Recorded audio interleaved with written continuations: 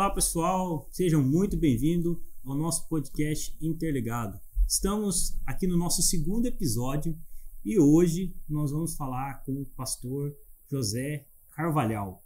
Prefere José ou prefere Carvalhal? Carvalhal, já acostumei. Carvalhal, que é pastor aqui da nossa igreja, aqui da Adna, mas também tem tem a sua profissão e ele está aqui conosco hoje para a gente conversar um pouco sobre o fato dele ser policial rodoviário federal, como que é essa relação, como que ele chegou lá, quais foram os caminhos que ele percorreu para chegar lá. E a gente, primeiramente, bem-vindo, né, pastor?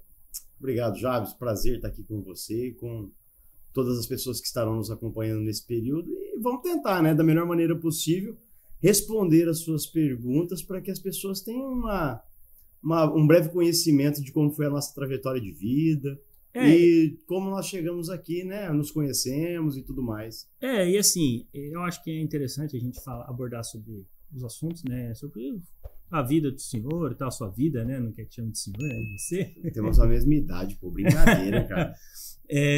Pra gente... que tem muita gente que cria um mistério, tem muita dúvida, fica com receio de entender a profissão e entender... Porque, assim, eu penso que a gente tem vários caminhos que a gente trilha, né? Esse é um dos objetivos do nome Interligado, porque a gente trilha por vários caminhos que Deus vai levando a gente, né? E quando a gente vê, né, nós estamos aqui, o senhor está aqui, você está aqui, a gente está nesse lugar... Mas se a gente fosse escrever esse encontro, com certeza a gente não conseguiria chegar a esse ponto. Mas quem fez foi Deus, né? Exato. E de uma forma, cada um... O pastor Divaldo veio aqui no nosso primeiro episódio. Eu convido até você que está assistindo aí, vai lá ouvir o nosso primeiro episódio, que foi muito legal. A gente teve um papo muito bacana com o pastor Divaldo. Ele contou como que ele veio parar no Mato Grosso, como que foi tudo. E se você vê, não dava para... Depois que passou, você consegue entender. Mas enquanto está acontecendo... Você não sabe. Não dá para saber. Nem imagina. Não imagina. Ele contou os propósitos dele, como que ele veio para cá, como que ele foi ordenado. Então, já fica o convite para que você, ouvindo aqui o podcast também, ouça o primeiro podcast, que foi um papo muito, muito, muito legal. Mas hoje nós estamos aqui para falar com o pastor. E aí, pastor, você é da onde? São Paulo. Interior de São Paulo, né? Região extremo oeste, já bem próximo ali a Três Lagoas, no Mato Grosso do Sul, a região de Araçatuba. Eu nasci num lugar chamado São Martinho do Oeste. Hoje deve ter uns 500 habitantes lá. Tá. É porque quando fala assim, o cara nasceu em São Paulo, veio de São Paulo, tu imagina uma cidade enorme, né? Mas não, o interior de São Paulo tem ainda locais, muitos distritos muito pequenos mesmo com pouquíssimos habitantes. Minha mãe é de Assis, ali fica próximo, Sim, né, próximo na região, ali. E meu pai é de Cândido Mota, que é 8 quilômetros ali. Cidadezinha pequena, município pequenininho. É engraçado, porque Assis já é uma cidade grande e Cândido Mota é uma cidade menor, né? Mas são duas cidades ali que são bem bacanas as cidades, né? A gente foi muito para lá. Então, quando você fala assim, o pessoal tem essa ideia de São Paulo, eu tenho um pouco mais de vivência, porque a gente ia muito, né? Muito quando dava, né? Para aquela região ali, porque Assis é um pouquinho, já é uma cidade maior, Cândido Mota é uma cidade menor, né? O Gigante Vermelho, eu acho que é o nome que Cândido Mota se dá e tal, e a gente conhecia bastante a região ali. Então o senhor é lá do interior de São Paulo? Região da Porta, Porteira, Portão. Por isso que nós somos mais mato-grossenses do que sul-mato-grossenses, né? Do que paulistas, na verdade. Estamos ali a 170 quilômetros do Mato Grosso do Sul e a 500 da capital. Mato Grosso, a gente passava ali por Três Lagoas, que dá para ir, né? Por Exato, Três Lagoas, Andradina, aí sai lá. Tupi Paulista. Aí a gente ia muito também por esse caminho, né? Ou vai por Campo Grande, ali mais para baixo, ou eu sei que a gente fazia esse caminho. Tem dois caminhos que a gente chegava sempre nesses, ou por Três Lagoas, né? Era um deles. E aí, então, o senhor nasceu lá e ficou lá. Mas espera aí, como que é o nome do município? Você nasceu? O município é Alto Alegre, mas o distrito é São Martinho do Oeste. Não, mas daí você está sendo bem específico, né? Falar o distrito. Lógico, é o distrito de São Martinho do Oeste. São Martinho do Oeste. Mas cresceu ali. Cresci ali. Não fiquei pouco tempo ali. Nós, com 6 anos, 7 anos, nós mudamos para Avanhandava. Avanhandava? Que é outro. Aí sim, um município que hoje, né, em 2022, deve ter ali uns 13, 14 mil habitantes. Começa. Já melhorando, foi uma mudança de vida gigantesca, né? Você sai de um lugar onde você não tinha asfalto, você não tinha basicamente nada, sai ali do distrito de São Martinho do Oeste e vai lá para Avanhandava. Para nós foi uma mudança gigantesca. O distrito era mais rural, digamos assim. Né? Totalmente. Totalmente rural. E Avanhandava já mais... A Avanhandava já tinha uma usina estava começando uma usina de álcool ali na época, né? Uhum. Então a cidade já caminhava para ter alguma coisa mais relacionada à indústria. Mas o forte dela naquela época era a parte de cerâmica. Fabricação de tijolos, telhas. Era muito forte. Legal. Mas daí o senhor ficou em Avanhandava até os 19 anos. Mas aí, então, praticamente, sua infância maior foi em Avanhandava. Foi em Avanhandava. Então. Cidade interior, brincava na rua. Brincava na rua. Jogava taco ou bets? Bets. Bets, jogava bola na rua. Só que assim, né? A nossa diversão, ela acontecia no final de semana.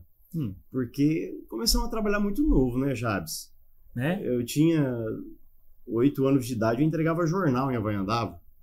Mas esse era um trabalho comum para as crianças, naquela né? época De jornal, né? E existia, não sei aqui no Mato Grosso, né, se existia a Polícia Mirim, a Guarda Mirim. Não sei se vocês ouviram falar. Era uma instituição que o município incentivava, que era comandada por um sargento da Polícia Militar. Então ali você tinha ordem unida, como na Polícia Militar, você tinha fanfarra. E dali eles tiravam os melhores alunos, as pessoas mais aplicadas e ia arrumando emprego na cidade, né, para outras áreas ali. Tanto que quando eu parei de entregar jornal, eu fui trabalhar no pronto-socorro. Nossa! Com 10 anos de idade. Meu Deus! Fazia curativo. Sério? Sério, pô. Chegava lá, enfermeiro, vem cá que eu vou te ensinar como é que faz. Tinha 10 anos, não faz muito tempo isso, né? Começo na virada aí. Deixa eu ver, 10 anos, na década de 80, mais ou menos 85 aí. Sério? Então, mas era interessante, porque você fazia contato com as pessoas que estavam ali, contato com o pessoal da prefeitura, você tinha acesso a outros tipos de trabalhadores que procuravam o local e começavam a falar bem de você, tanto que meu primeiro registro em carteira, eu tinha 11 anos de idade. Caramba. Que foi quando me tiraram do pronto-socorro e me arrumaram um emprego lá na usina de álcool para trabalhar como no escritório. Então você era um bom aluno? Eu era um bom aluno. Dedicado? Bom aluno. Não era da turma da bagunça ou eram as duas coisas ao mesmo tempo misturadas? Ao mesmo tempo as duas coisas, eu preciso confessar. Porque você parece bem agitado assim, né? Não, eu preciso confessar, eu era um bom aluno, muito bom aluno, mas eu gostava muito de conversar, né? Então... Mas era de conversar ou era daqueles que não levavam desaforo para casa? Eu não levava desaforo para casa. Mas eu acho que também fazia parte. Eu acho que... A nossa diversão naquela época, Jabs, com todo respeito, né? Nós tínhamos pouca coisa para fazer, né? Então... Ou talvez muita, né? Talvez muita coisa para se divertir, porque assim, eu penso era bacana, mas era bacana. Porque eu penso assim, eu acho que a diversão era mais física. Digo assim, correr, brincar, sair na pancada com os amigos. Tanto que nós brigávamos, né? Na segunda-feira, na saída da escola, na terça nós jogávamos bola junto. Isso era sem bom problema de bola? nenhum. Hã? Era bom de bola? Não, nunca fui bom de bola. Então. Mas precisamos marcar um futebol aqui. Com certeza. O futebolzinho aí tem que. Vamos chamar o nosso time todo aí pra. Faz tempo que eu não jogo. Eu também, tô com saudade. A última vez que eu joguei, o meu ligamento cruzado anterior foi embora, então. Faz um tempinho aí que eu não Mas jogo. não foi nenhum irmão que fez isso com você, não, né? Foi um incidente de Pisou jogo. na bola? Não, eu recebi a bola, virei. No que eu virei, o corpo foi e o pé ficou. Aí travou na quadra. Agora, como você está treinando, vai ser melhor. Mas vamos voltar aqui, vamos voltar. O senhor, então, aí você foi, então, trabalhar como lá no... Auxiliar de escritório. Auxiliar de escritório. Ia na escola, e aí... E já com 13 anos eu passei a estudar à noite. Ah, mas daí você passou pra noite, porque trabalhava o dia inteiro. Trabalhava o dia inteiro. Ajudava nas contas de casa, de 12 para 13 anos eu trabalhava o dia inteiro. Mas aí você ajudava nas contas? Não, meu pai, naquela época, era representante comercial, né? Então, saía para viajar, ficava de segunda a sexta fora de casa. Só voltava na sexta-feira à noite e a vida deles era complicada, da minha mãe também. Então, eu e meu irmão, nós ficávamos mais tempo, acabava que sozinhos ali, né? Cada um cuidando da sua vida, ia trabalhar e minha mãe ficava em casa na medida do possível. Uhum. E a gente tinha que se virar, né, meu irmão? O dinheirinho que ganhava ali, comprava suas coisinhas, né? Uma tubaína. Né? Evitava ali de dar um gasto excessivo para os pais, né, à época. Liberava o orçamento, digamos Liberava assim. o orçamento, mas a época era diferente, né? Meu pai agora tá com quase 70 e... Deixa eu pensar aqui. Cara, 75, vai fazer 75 anos esse ano. Meu pai tem o 4º ano só, que é... Né? Só fez o 4º ano. Então, a mentalidade, a capacidade deles de incentivar você a buscar outros caminhos era muito limitada, né? Nós não podíamos exigir muito mais do que aquilo deles. Mas eu acho que também havia um incentivo assim, ó, eu não estudei, mas eu quero que você estude, né? Mas assim, vai trabalhar primeiro. Ah, sim. O incentivo não, você precisa trabalhar. Porque é a visão deles, eles começaram a trabalhar na roça lá, capinando desde café, pequeno, né? Desde pequenininho, conseguiu fazer o 4º ano com muito sacrifício e já foi trabalhar. Então, era a mentalidade que eles tinham, né? Aí, graças a Deus, né, nós aos trancos de barrancos, fomos, né, galgando outros espaços na vida através do estudo, da educação, e aí passamos isso para os nossos filhos também, que eles precisam buscar isso, entender que o caminho é a educação. É o melhor caminho. Sim, porque quando você estuda, eu acho que assim, a sua visão é aquilo que você falou, né? A visão, né? Você só pode entregar aquilo que você tem, né? E é uma realidade muito comum essa questão dos pais que estudaram muito pouco, né? Na faixa de idade assim, do seu pai, e que e logo foram para o trabalho. Não que eu acho que trabalhar seja ruim, não nem nada disso. Né? Dignifica o homem, né? Traz um senso de responsabilidade e tal, mas às vezes você acaba ficando... No seu caso não aconteceu isso, né? Por exemplo, você não ficou limitado eu tenho isso aqui e acabou, né? Você continuou estudando, continuou buscando, e aí estudava à noite, trabalhava o dia inteiro, estudava à noite e vida que segue. Vida que segue. Nessa época você não era da igreja ainda, não era? Não. Me converti bem depois, né? Bem depois. Aí foi faculdade? Na verdade, durante a faculdade eu me converti. Né? Como eu nunca tive férias, sempre trabalhava e só tinha o sábado e domingo, e chegou um ponto lá, quando eu estava lá com uns 19 anos de idade, eu falei, quer saber de uma coisa? Eu vou sair do emprego. Saí do emprego, prestei vestibular lá em Marília e fui morar lá em Marília. Sozinho. Aí, lá em Marília, mas a história da conversão, Jabes, é uma coisa interessante, né?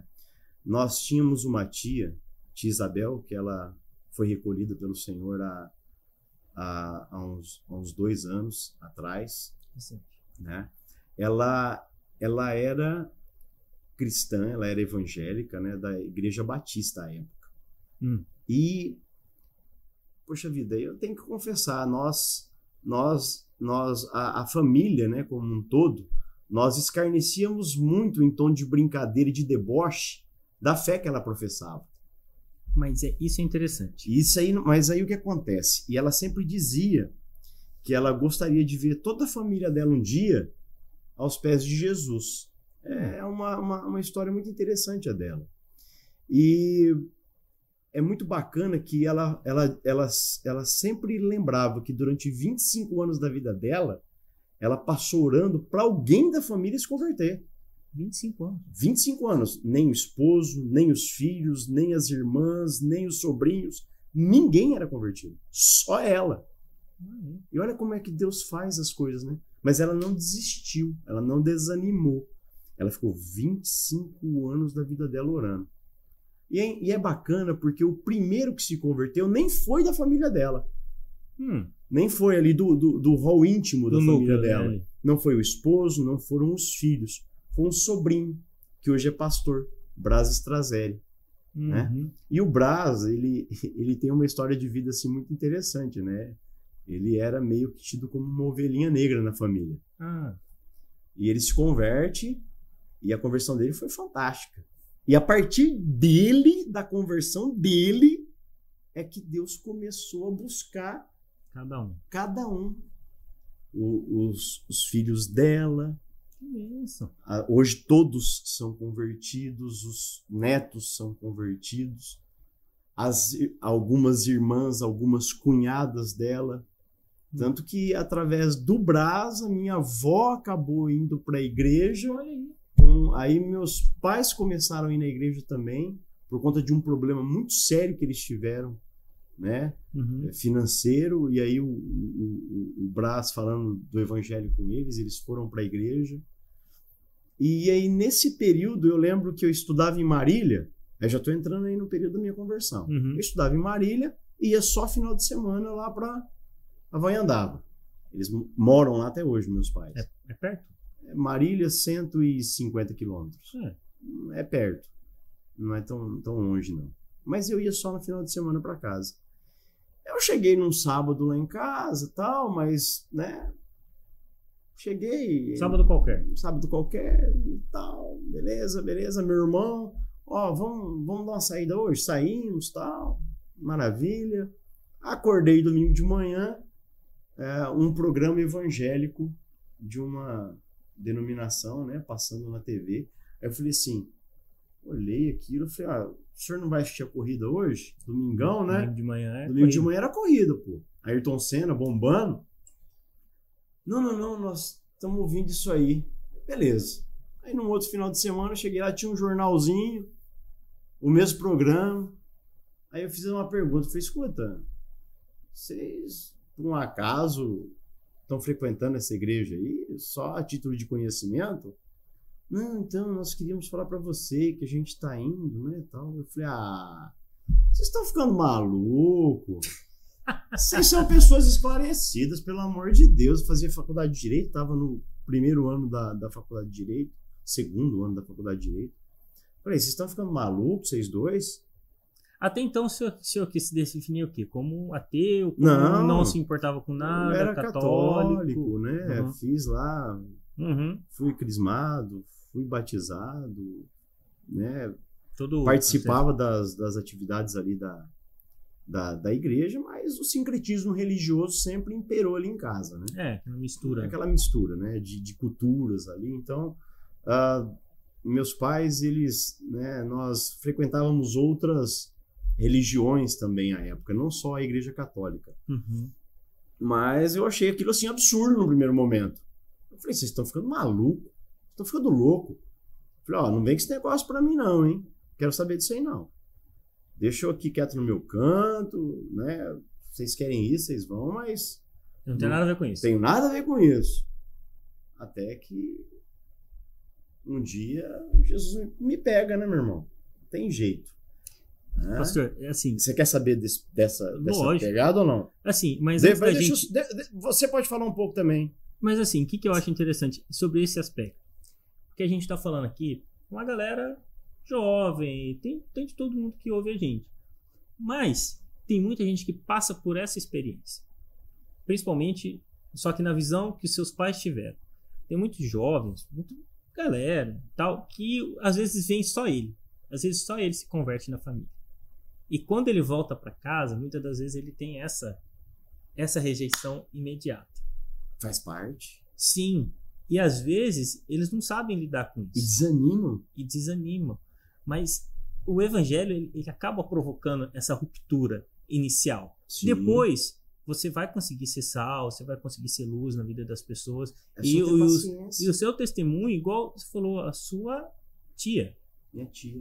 durante 25 anos, intercedeu para que alguém se convertesse. Da família, alguém se convertesse. E alguém que provavelmente fosse considerado o menos possível. O menos provável. E é aí que Deus, que eu acho incrível as coisas que Deus faz. Ele pega o menos improvável, que menos alguém bota esperança, e aí ele vai lá e muda a vida dessa pessoa, e aí ele começa a alcançar a família. E às vezes, quem está ouvindo a gente pode estar passando por esse momento, sabe? Eu conheço diversas pessoas que chegaram, e aí Deus toca na vida, e tem aquele momento de conversão, que a gente vai entrar agora na vida do Senhor, na sua vida, e aí a gente tem essa primeiro impacto na família, quando você chega e fala assim, olha, às vezes as pessoas começam, igual você falou, comecei a notar uma coisa estranha aqui, outra coisa diferente ali, e a família começa a notar que aquela pessoa começou a ter uma atitude diferente, uma atitude, esperava-se algo, não faz, esperava-se que fizesse, ou que não fizesse e faz algo diferente,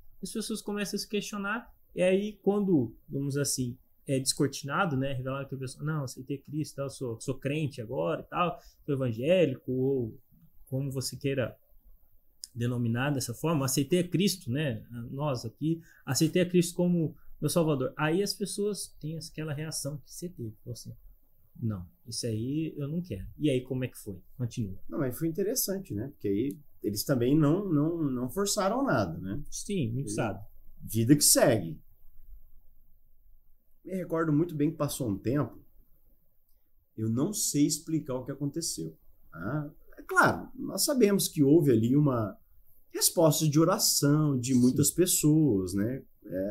Eu estava em Marília numa sexta-feira, vida continuando lá normal, e aí, quando foi por volta da hora do almoço, eu comecei a sentir um negócio esquisito no peito, mas um aperto no peito, um aperto, e eu fui para academia, né? Fui para a faculdade. Quando eu cheguei da faculdade, que eu entrei no meu quarto, assim, era como se alguma coisa me consumisse. Uma sensação horrorosa. Uma aflição. Horrível. Não, parecia que as paredes queriam me engolir. Eu acendi a luz, e era interessante que eu acendi a luz do quarto, mas parece que o quarto continuava escuro. Que loucura. Loucura. Aí eu saí de dentro do quarto. Saí do quarto.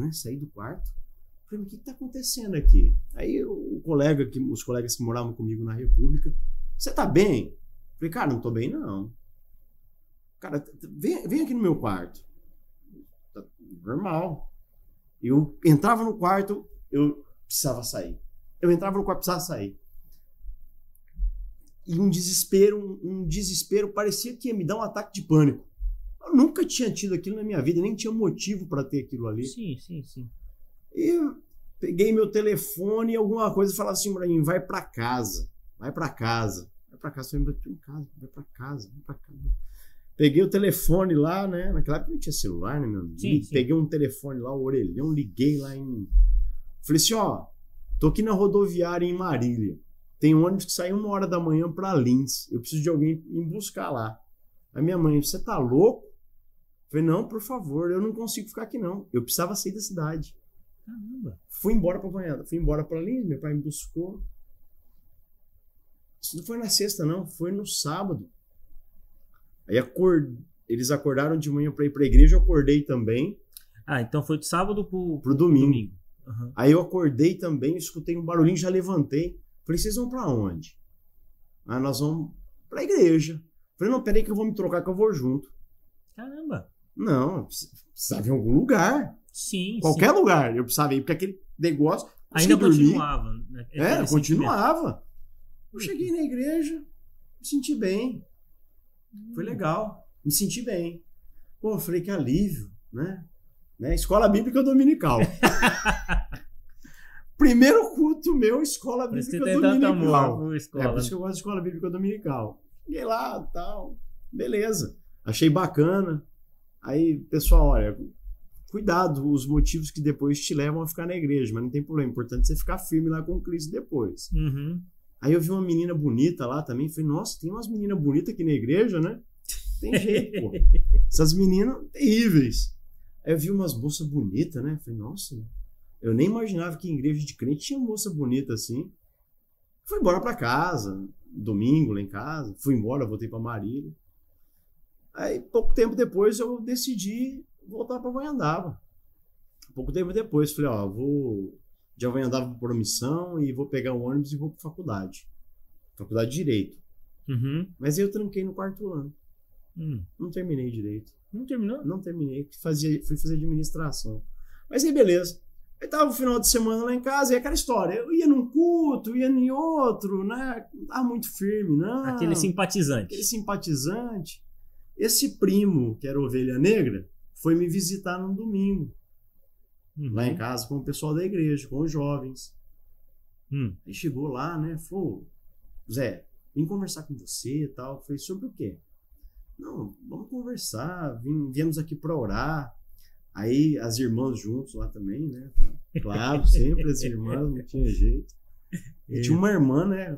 Essa irmã, eu vi essa irmã naquele culto, naquele dia de manhã lá na igreja. Aí conversaram muito comigo ali e tal. E perguntaram, e aí? Você não quer se decidir por Jesus? Tinha quantos anos, pastor? Eu tinha 20 anos. Vou ser honesto. Eu falei, eu quero, cara. Vocês já estão aqui, eu já estou aqui. Então, posso ser sincero, eu nem sabia direito o que eu estava fazendo. Eu falei, não, eu quero sim, bora lá. O que eu tenho que fazer? Aí já todo mundo chorando, né? Eu falei, nossa, esse povo aqui é diferente mesmo. O povo tá chorando só porque eu falei que eu quero aceitar Jesus, né? Tinha nem noção. Tinha nem noção do que estava acontecendo ainda. Acontecendo. Aceitei Jesus. Aí comecei a frequentar mais a igreja, mais daquele jeito. Um pouco na igreja. Um pouco na balada e tal. Mas depois de uns 3 meses, aí esse meu primo me convidou para ir numa vigília. Olha. Eu falei, não. E aí eu falei, vou pensar. Só que ele já tinha se ligado qual que era o esquema. Aí ele pediu para aquela irmã ligar para mim. Olha, o Braz te convidou para ir na vigília? Não, me convidou. Eu vou, você não quer ir junto? Não, eu vou, agora eu vou. Bora lá na vigília. Aí chegamos lá, afastado da cidade, no fundo de uma olaria, numa mata. Eu falei, cara, esse povo é louco. Aí eu chamei assim, eu falei, Braz, como é que é esse negócio aqui? Não, nós vamos entrar um pouco na mata aqui. O povo tudo doido. Eu falei, cara, esse povo é doido, hein? Entramos lá na mata, né? Aí eu ficava assim, um olho aberto, um olho fechado. Um olho aberto, um olho fechado. E o pessoal orando. Frio. Quando eu vi, eu já tava com o olho fechado. Quando eu percebi, eu já tava deitado no chão. Ué? Quando eu percebi abrir o olho, já não tava mais escuro. Que loucura. Era uma luz azul, uma coisa absurda. E ali eu entendi o impacto do Espírito Santo de Deus agindo na vida das pessoas. E aí, a partir daquele momento, aí sim foi o meu encontro verdadeiro com Jesus. Mais ou menos uns 3 a 6 meses depois que eu aceitei Jesus ali na minha casa, o dia que o pessoal foi lá em casa. Engraçado, porque o pastor Divaldo esteve aqui e ele contou que ele tomou a decisão dele numa vigília. Eu me lembro que o dia que eu percebi, eu tinha 7 anos, eu cresci na igreja, mas eu percebi que eu precisava tomar uma decisão, fazer uma oração diferente de todas as que eu já tivesse feito antes, que era de fato assim, nossa gente, eu falo de Jesus, canto as músicas e tal, mas eu acho que eu nunca pedi para ele de fato morar no meu coração, era assim que a gente entendia, né, como criança, numa vigília. Legal. Uma vigília na Igreja Batista lá em Mirassol do Oeste, quando a gente morava lá. Então você vê que a vigília, ela tem um negócio especial, né? E era interessante naquela época. Eu achava isso muito interessante. Nós chegávamos lá às 10 da noite, ficávamos lá até 3, 4 da manhã. Orando. Maior galera. Orando. Né? Ninguém levava violão não, meu irmão. Mas aí que eu acho. Só oração. Eu acho que às vezes era fantástico. Atrapalha um pouco. Essa questão de muita música atrapalha um pouco esse momento de ser, oração. Pode ser, porque era muito isso, era muito de vamos orar. Pessoal, nada contra os músicos. Não, muito pessoal, pelo contrário. Não. Mas eu acho que dá uma quebrada às vezes. É porque assim, qual é a finalidade, né? Nós estamos indo lá para quê? Isso ficava muito latente naquela época. Eles, apesar de ser um grupo de jovens, a finalidade era oração. Era buscar o Senhor. Era ter uma experiência sobrenatural com Deus. E era interessante que quando não acontecesse nada diferente, não iriam embora. Que legal, hein, pessoal? Maneiro. Nossa. Era maneiro a coisa. E daí, e aí, beleza. Então nesse dia você decidiu... Isso, aí depois de uns... Aí acabou que eu comecei a namorar aquela irmã. Ah! Aí eu fiquei firme, hein? Sério? Aí eu fiquei firmão. Aí tava... Que igreja que era? Igreja Batista Ebenezer. Ah, sei. Convenção Batista Nacional. Batista Nacional. Aí eu fiquei um tempo, aí quando eu fui entrar no 4º ano de Direito, tivemos alguns problemas financeiros muito sérios. Meus pais não conseguiam pagar mais a faculdade, eu não estava trabalhando. E eu comecei a ajudar na igreja. Eu ia para a igreja. Ia lá ajudar. O pastor ficava lá, morava em Havaiandava, a igreja era em Penápolis. Ah, ia para Penápolis e ajudava ali no que precisava. Porque isso que é interessante também no interior de São Paulo, né? Que tem muitas cidades próximas. Não, era né? 10 quilômetros ali. Havaiandava, são... Penápolis, 10 quilômetros. Muito próximo. E aí o que aconteceu? Aí o pastor, né? O pastor Oscar Gouveia. Mas quando eu me converti, o pastor Valdecir Anacleto era o pastor da igreja. O pastor Valdecir, homem de Deus, fundou o Ministério Luz para as Nações, um missionário, assim, uma visão missionária fantástica, um homem que eu admiro muito, uma família fantástica, tenho muito respeito por ele. O pastor Oscar Gouveia assumiu a igreja, então, depois de um tempo, e aí o pastor Oscar falou assim, seminário em Araçatuba, tal, você não quer ir? Eu falei, seminário? O que eu vou fazer no seminário? Isso quanto tempo depois, mais ou menos? 1 ano e meio. Eu falei, vou lá, né? Vamos lá no seminário. Mas eu me dedicava muito, né? Tava lá. Passei a viver a igreja. Engraçado, Interessante, né? Cara. Como que a repulsa, né? Inicial, Deus transforma e vira um amor fenomenal. Você não entende como aquilo está acontecendo. Falei, não, bora lá pro seminário então. Era só os sábados mesmo. Falei, só que eu não tenho como ir. Essa época a coisa tava apertada, irmão. Sim. A coisa tava sinistra. Não, vai ter um ônibus do pessoal da igreja de Promissão. Então ele vai passar aqui e vocês vão com o ônibus. Aí nós íamos todos os sábados. E foi interessante, né? Porque tinha sábado que nós não tínhamos dinheiro para almoçar no seminário. E era muito comum o pessoal perguntar, e aí, vamos almoçar? Não, hoje eu tô na graça. Aí o pessoal ia almoçar, nós ficávamos orando. Eu e mais uns 2 amigos ali. Fazendo um jejum forçado. Fazendo um jejum. Foi o melhor período, cara. A dificuldade foi boa demais. Mas faz você crescer. E ficava lá na igreja, ia lá pra igreja e orava. Bora orar.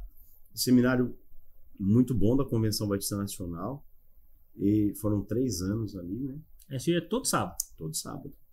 E, por fim, surgiu uma oportunidade da igreja de Penápolis criar uma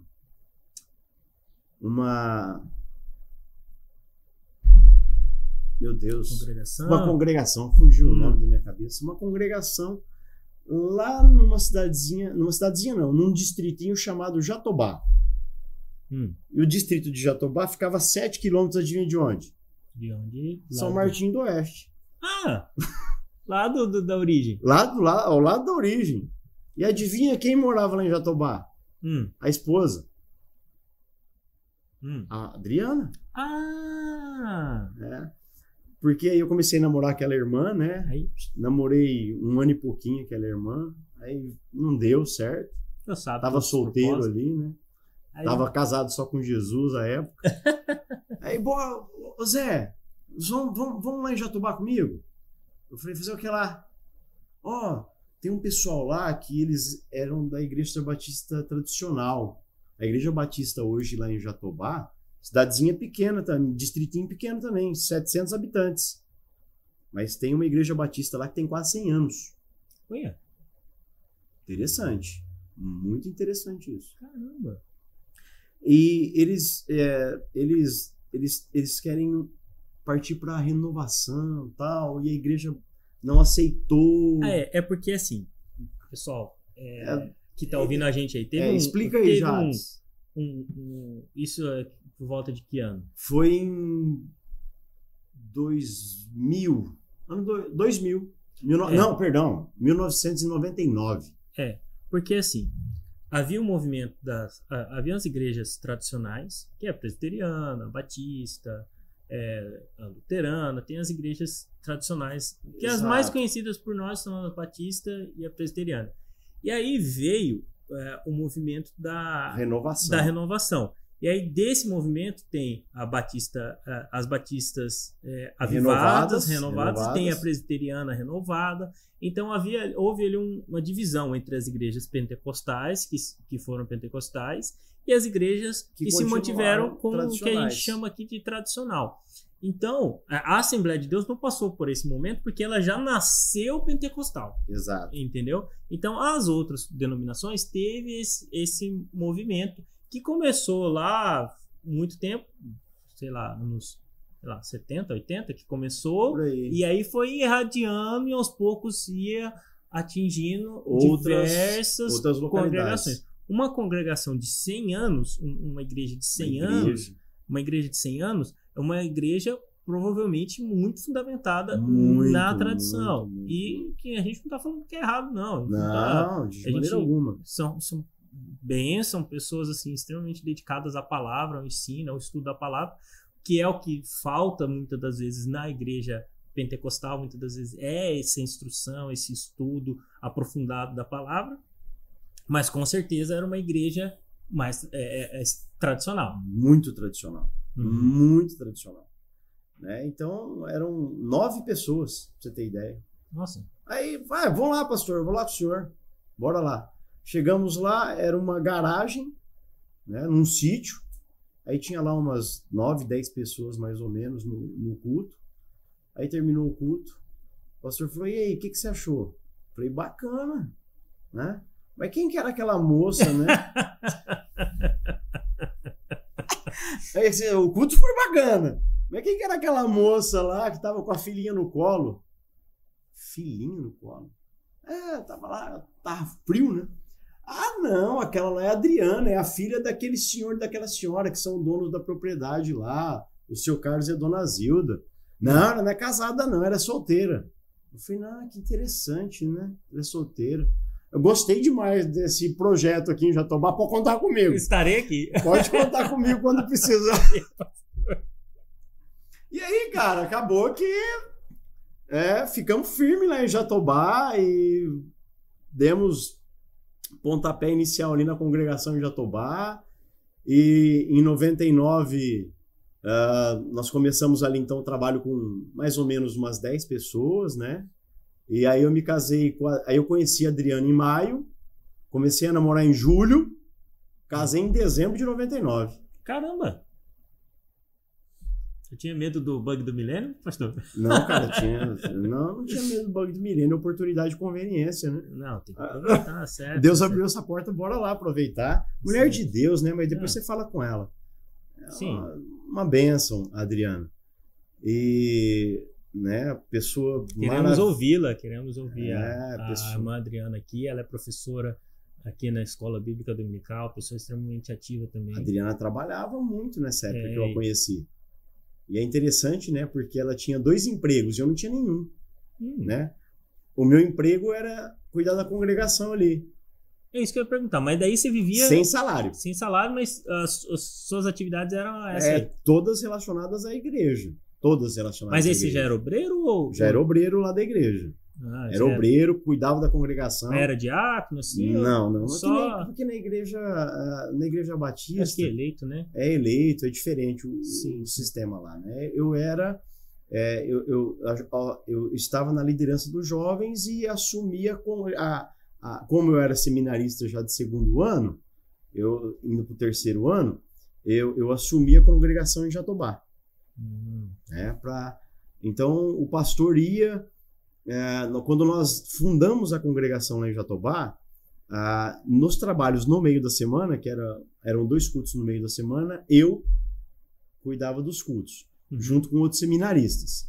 E no culto de domingo, o pessoal pegava o ônibus e ia para Penápolis. Né? No domingo eles iriam para Penápolis. E ficou assim um tempo. Aí quando eu me casei, então nós decidimos, o pessoal decidiu tornar a congregação independente. E é interessante que no primeiro ano em que nós ficamos sob o comando da congregação, no distritinho lá de 700 habitantes, nós batizamos mais de 40 pessoas. Eu falo assim que nós batizamos mais de 5% da população. Mais de 5%, foi quase 6%. Caramba. Já pensou 6% de Cuiabá batizado? Meu Deus, que loucura.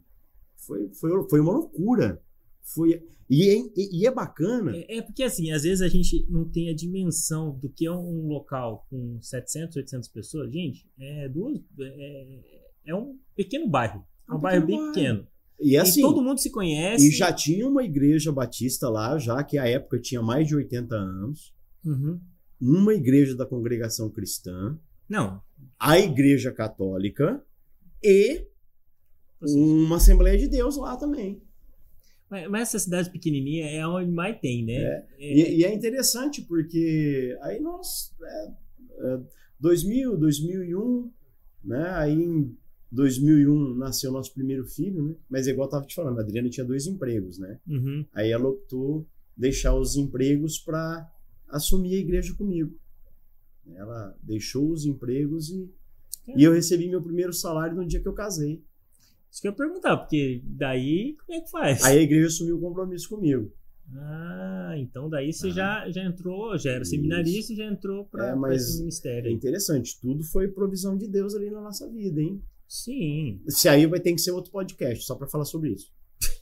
Senão nós vamos ficar aqui até amanhã. Não, mas a gente tá aqui para conversar. Aí também não vamos a gente não tem a pretensão de exaurir tudo aqui, não. Vamos deixar para outro dia e conta a história do casamento. Aí nós vamos partir para esse lado. Não, eu tenho que trazer ela aqui. Tem que fazer esses dois juntos. Aí tem que trazer os dois juntos, porque aí nós vamos. Apesar de que a Adriana, a coisa que ela mais amou na vida dela depois do pai e da mãe fui eu, né? Claro. Pode perguntar para ela, se não foi. Tá bom. Mas amém. Mas aí então aí vocês foram para trabalhar na igreja. E lá em Jatobá, ficamos lá, morando lá.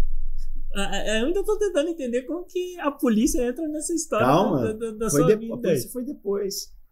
Então, aí ficou trabalhando na igreja. Fiquei trabalhando na igreja, morando ali em Jatobá, cuidando da congregação. Continuamos ali porque assim, a gente fala sítio, mas era uma propriedade rural que ficava a 500 metros do bairro. Então tinha iluminação até ali e tal, né? Então continuou ali na garagem do meu sogro ali, a igreja. Sim. Pô, teve culto ali que tinha mais de 100 pessoas. Caramba. Coisa de louco. E é interessante que eu até brinquei um dia, eu falei assim, olha, eu conversando com o pastor Oscar, eu falei, Oscar, tem que ver quanto tempo a igreja vai durar. Aí ele falou assim, mas por quê? Eu falei, não, porque, cara, a pessoa mais nova que eu vi ali tem mais de 60 anos, né?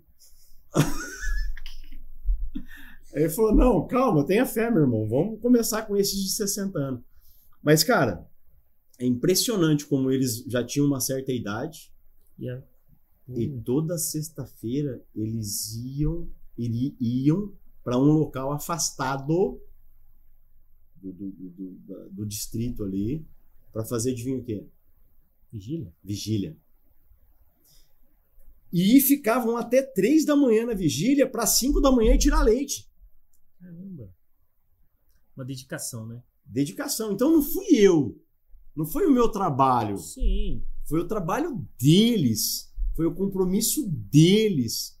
Foi a atitude daquelas pessoas que fez o trabalho fez com que, cara, era algo fantástico. A quantidade de pessoas que eram batizadas com o Espírito Santo, que eram curadas, que eram restauradas, que eram libertas, era algo fenomenal. Então, daí, o senhor continuou trabalhando lá em Jatobá com essas pessoas orando, intercedendo. Eu li um livro do Hernandes, que eu esqueci o nome dele agora, que ele fala muito sobre o avivamento, sobre a necessidade da intercessão, da oração, do despertar para a oração. Né? Você vê que faz muita diferença. Muito. A igreja que ora, as coisas acontecem não pela minha vontade, não pelo meu plano, não pelo meu projeto, mas sim pelo projeto de Deus, né? E na nossa vida a gente tem que conduzir isso também, né? Quando a gente ora, quando a gente consagra isso diante de Deus, Ele sabe o momento certo das coisas começarem a acontecer, né? Exato. Aí quando foi em 2001, a Igreja Batista Ebenezer em Penápolis optou por tornar a congregação independente. Falei, vocês não precisam mais de nós, né? Não precisam mais, né? Vira igreja mesmo, né? Vira uma igreja. E aí, por conta de termos a Igreja Batista lá e não criar um conflito, por ser muito pequeno, nós optamos por não colocar a Igreja Batista no nome. Né? Sim. O pessoal orou e aí colocou Comunidade Evangélica Manancial de Vida em Jatobá. Mas e está lá até hoje. Hoje é uma igreja grande lá. É um templo grande. Para os padrões do distrito, sim, é considerado uma igreja grande. Está lá a igreja consolidada. E aí você tocava a igreja com a Adriana. Exato, com a Adriana. Mas aí já era pastor? Já fui consagrado em 2001. Terminou o seminário? Terminou o seminário, já me consagraram a pastor. Né? Mas e aí então continuou lá em Jatobá. Aí você fala, pô, mas e aí a polícia? Onde é que entra nessa história? A gente tá tentando chegar nessa... Em 2001... Porque parece um caminho tão... Em 2001 nasceu o nosso primeiro filho, o José Augusto, né? José Augusto. Você conhece. Uma benção. Aleluia. Nem sempre foi assim, irmão. Porque é engraçado. Porque eu acho engraçado. Que você é José Antônio. E ele é José Augusto. Pegou o seu nome... E o nome do sogro. Porque ele não é Júnior, é outro nome. É parecido, mas é diferente. Exato. Mas é igual o meu pai e meu irmão. Meu pai é Carlos Alberto Dias. Meu irmão é Carlos Alberto Moisés Dias. O Moisés veio da família da minha mãe. Porque ele não queria colocar Júnior. Pois é. O nome do José Augusto ficou enorme, né? José Augusto Pereira Penteado Carvalhal. Porque a Adriana fez questão de manter os nomes da família nos filhos. Sim. Amém. Amém. Não que ela mandasse lá em casa, mas... Jamais. Eu optei a cedir a essa... Mas e aí? Aí você ficou lá, Zé nasceu... Nasceu o nosso companheiro ali, né? Em 2001. E, poxa vida, eu tinha alguns obreiros na comunidade evangélica, né? Que precisavam... Eu os incentivei a ir para o seminário também. Os incentivei. E que perspectiva eles tinham, Jabes? Que igreja eles iriam assumir? Que trabalho eles iriam realizar? Uhum. Eu falei para a Adriana, sentamos, oramos, falei, Adriana, eles estão chegando aí, estão terminando o seminário, eu vou fazer o seguinte, vou orar, eu acho que eu vou prestar um concurso. Né? Não estudava, não tinha pretensão nem de entrar na polícia, eu vou prestar um concurso, eu vou fazer um cursinho lá em Penápolis aí de uns 90 dias, e o primeiro concurso que aparecer eu vou fazer. Adivinha qual foi o primeiro concurso que apareceu? Polícia Civil. Civil? Falei, porque aí se eu tiver um emprego, eu consigo me manter com o salário do meu emprego. Desafogo o caixa da igreja para poder trazer esses irmãos para trabalharem na igreja. Sim. Com a perspectiva deles assumirem a igreja aqui. Então, o seu objetivo principal era que pudesse dar suporte àqueles que estavam vindo. E aí? Aí, primeiro concurso, nem fui lá fazer sem pretensão de passar também. Passei. Aí essa é aquela hora assim que o concurseiro que tá ouvindo, ele fica super chateado. Ele fica chateado, pô, tô estudando. Calma que nós vamos chegar no outro, que é pior ainda. Sim, porque o pastor não é civil. Pessoal, não desanima, pelo amor de Deus. Você que tá estudando aí há 2 anos, 3 anos, continue estudando. Se você tem essa meta, busque essa meta, foque no seu estudo. O que nós estamos contando aqui é uma coisa interessante que foi acontecendo e não me pergunta por quê. Pô, o senhor é muito inteligente.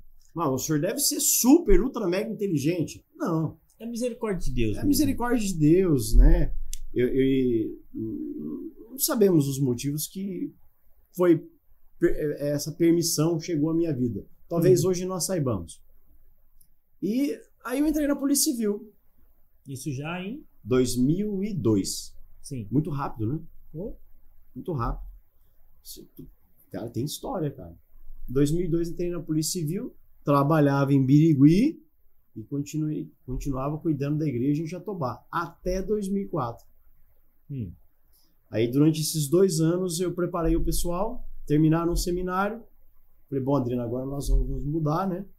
Nos mudamos para Birigui. Nos mudamos para lá e de Birigui nós fomos para Andradina. Eu continuei lá em Andradina. Mas aí lá em Andradina eu já voltamos para a Igreja Batista, né? Mas aí você parou de dirigir. Aí eu parei de dirigir a igreja como pastor. Aí eu passei a auxiliar os que chegaram e aí se liberou para que eles continuassem lá. Aí eles continuaram, nós fomos para Birigui e de Birigui nós moramos 6 meses e fomos para Andradina. Que era onde você morava. Morou um tempo daí. Moramos um tempo lá, de 2004 até 2010, 2011. Mas sempre envolvido com a obra. Sempre envolvido com a obra. Chegamos lá, voltamos para a Igreja Batista Renovada, lá em Andradina, ficamos lá até 2008. Ficamos 4 anos lá na Igreja Batista, até 2008. Final de 2000, até fevereiro de 2008. A Ana Júlia é de quando aí nessa? A Ana Júlia nasceu em 2005. Lá em Andradina já. Já em Andradina. Aí, cara, você fala, mas peraí, você morou até 2011 em Andradina, tu ficou na igreja só até 2008. Sim. Por quê? Estranho. Né? Por quê? Varão, seguinte, o pastor chegou para mim um dia, dezembro de 2007, falou assim, vem aqui na minha casa agora, você e sua esposa. Eu falei, Jesus... Se você recebe um chamado desse... O que será que eu fiz de errado? Né? Fiquei pensando. Você trabalhava na Polícia Civil lá, em Andradina. A Adriana tinha uma loja lá, de aluguel de noivas. Olha. Bacana, a loja dela muito boa. Deus fez uma obra maravilhosa. E deixa ela contar da loja depois. Ele falou assim, olha... E a igreja era grande. A Igreja Batista lá era grande.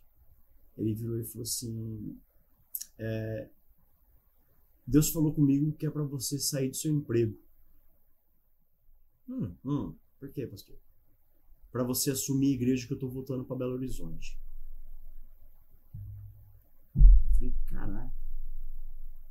A Adriana, né, ela ficou muito emotiva. Falei, como é que é, pastor? Explica essa história direito. Deus tratou comigo. Eu estou voltando para Belo Horizonte. Já vim orando há um tempo para ver quem assumiria a igreja no meu lugar. E é você que tem que assumir a igreja no meu lugar. A igreja gosta muito de você. Você é uma pessoa leal. Só que para isso você tem que deixar seu emprego. Escolha. Eu falei, pastor, foi Deus que falou com o senhor? Foi. Então, beleza. Foi Deus que falou? Foi. Então tá bom. Pode contar comigo. Eu tô saindo numa viagem com a família agora no começo de 2008. Quando eu retornar... Aceitou o desafio? Pedi exoneração. Viu, pessoal? Beleza? Pedi exoneração da Polícia Civil em 2008. E não assumi a igreja. Ué? Pois é. Aconteceu uma situação que algumas pessoas não me quiseram assumir. Que eu assumisse a igreja. Porque... Por causa de algumas situações ali. E porque surgiu uma proposta de trazerem um outro pastor, né, o pastor que era presidente da convenção à época, e beleza, aí o pastor chegou, comecei a trabalhar com ele, aí ele virou para mim e falou assim, ó, eu não quero que você fique mais na igreja aqui. Olha. Falei, sério? Eu quero que você vá para a congregação de Castilho. Falei, não vou. Porque Sinto também, muito, né? não irei para a congregação de Castilho, não foi isso que nós combinamos e não vou entrar nos detalhes. Falei assim, a partir de agora então deixa Deus trabalhar na nossa vida. Caramba. Saí da igreja, aí eles pediram para mim, então você não frequente nenhuma igreja aqui em Andradina, pelo menos por um ano, pelo menos 6 meses. Falei, por quê? É porque qualquer igreja que você for frequentar aqui hoje, mais da metade da igreja vai atrás de você. Falei, por que será, né? Amém. Vamos entrar no mérito da questão. Aí eu falei, não, tudo bem. Ficamos 6 meses andando 170 quilômetros para ir num culto lá em Penápolis. Já aproveitava e ia na casa dos meus pais em Avanhandava e na casa dos pais da Adriana ali em Jatobá, que moravam ali ainda. Pertinho, né? Então todo final de semana nós íamos. Todo final de semana. 6 meses. Aí depois de 6 meses, falei, bom, agora Adriana, vamos orar, pedir uma igreja aqui em Andradina de novo, né? Aí a igreja do Nazareno estava começando em Andradina. 10 pessoas se reuniam num hotel, lá em Andradina. Eu falei, bora, nossa cara, vamos lá também. Começo de trabalho. Muita coisa para fazer. Fantástico. E a cabeça, como é que estava nesse momento? Tranquila. Mesmo tendo saído da polícia, Não, porque nós fomos orar, meu irmão. Aí, Jabes, é aquela história, olha, Deus tem os projetos dele. Eu falei, Adriano, é o seguinte, nós vamos ficar aqui até maio. Até maio eu vou ajudar você na loja, só na loja. Nós vamos orar para Deus preparar alguma coisa. Se Deus não preparar nada até maio, em junho eu vou começar a estudar para o concurso. Sim. De novo. Bora lá, né? Em junho. Ralar de novo. Eu ajudo você na loja e estudo para concurso. Não, tudo bem. Aí nós começamos a frequentar a igreja do Nazareno, né? O trabalho foi crescendo, alguns irmãos descobriram que eu estava indo lá. Eu sei o seguinte, em 6 meses tivemos que alugar um templo grande que já tinha mais de 100 pessoas. Coisa linda. Em junho de 2008, não tinha aberto nenhuma porta oficial para nós retomarmos o ministério, só o ministério. Deus fez um milagre na loja, coisa assim, descomunal. Faturamento nosso quadriplicou naquele ano. Que loucura. Deus não deixa de prover, meus irmãos. Deus não deixa de prover, porque olha só, eu saí da Polícia Civil, mas eu iria assumir a igreja já com salário definido. Sim. E de repente eu não tinha mais salário, eu não tinha mais nada. E tinha a loja. E Deus supriu por ali. De uma coisa, fez algo assim maravilhoso. Deus supriu ali de maneira fantástica. É inacreditável o que Deus fez ali. Não desampara. E eu falei, tá bom. Aí eu comecei a estudar em junho de 2008. Falei, vou estudar para a Receita Federal. Então, vou ser auditor da Receita. Tranquilão. Né? Beleza? Auditor. Falei, não quero mais saber de polícia. Bom posto, um bom emprego. Tranquilo. Eu não quero mais saber de polícia. Porque o tempo que eu fiquei na Polícia Civil, eu trabalhei no Garra, né, que era um grupo de repressão a roubos e assaltos, que na verdade é uma redundância, né? Roubo e assalto é a mesma coisa, mas vai ficar bonitinho. Porque tinha que fazer a sigla bonita. Sigla bonita. E no grupo de operações táticas que era utilizado ali no interior de São Paulo todo. Né? Nós trabalhávamos em Rio Preto, em Prudente e na região toda. Mas eu falei, eu não quero mais saber de polícia, não. Porque era muita dedicação, né? Sim. Muito complicado. Eu não quero saber de polícia, não. Eu vou ser auditor. Só que eu tenho um grande amigo, né? Que foi o tempo todo nós trabalhamos juntos. Desde 2002 até eu sair da polícia, trabalhamos 6 anos juntos. O André falou, você vai prestar concurso? Vou. Vamos comigo prestar ali em Campo Grande, agora em agosto. Eu falei, não, você tá louco, cara. Concurso pra quê? Polícia Rodoviária Federal. Polícia Rodoviária Federal? O que é isso? Não sabia nem o que era. Falou, não, cara, aqui é legal, o salário é razoável, tal, bacana. Distribuição boa. Vai ser lá em Campo Grande. Eu falei, André, nós estamos em junho, cara. Comecei a estudar agora em junho. Junho, julho, a prova é em agosto. Dá não? Vou não. Vou gastar dinheiro à toa. Não, vamos, te dou uma força. Eu falei, beleza, vai, vamos, vai, eu vou com você. Aí estudei e tal, dei uma fincada no pé, né, os últimos dias ali. Fomos lá para Campo Grande, eu passei ele não. Aí foi um concurso atípico da PRF. Esse concurso ele foi aberto por ordem judicial, determinação judicial, para suprir vagas exclusivamente no Mato Grosso e no Pará. Então o concurso eram poucas vagas porque era só para os estados do Mato Grosso e do Pará. BR-163, era exclusivo. Era exclusivo BR-163 e área de fronteira. Sim. Aí eu falei, vou lá fazer, prestei, passei e assumi o cargo. O concurso foi em 2008 e em 2010 eu comecei a trabalhar aqui no Mato Grosso, na cidade de Rondonópolis. E durante esse período de 2008 a 2010, nós ficamos na Igreja do Nazareno, lá em Andradina, e com a loja. E Deus suprindo tudo lá na loja. Caramba. Um grande milagre Deus fez lá durante esse período. Porque é um... Só que tem um detalhe. Né? Eu prestei o concurso em 2008 e só fui chamado para a academia em setembro de 2009. Mais de um ano depois. Né? E é interessante, né? Como que Deus faz as coisas.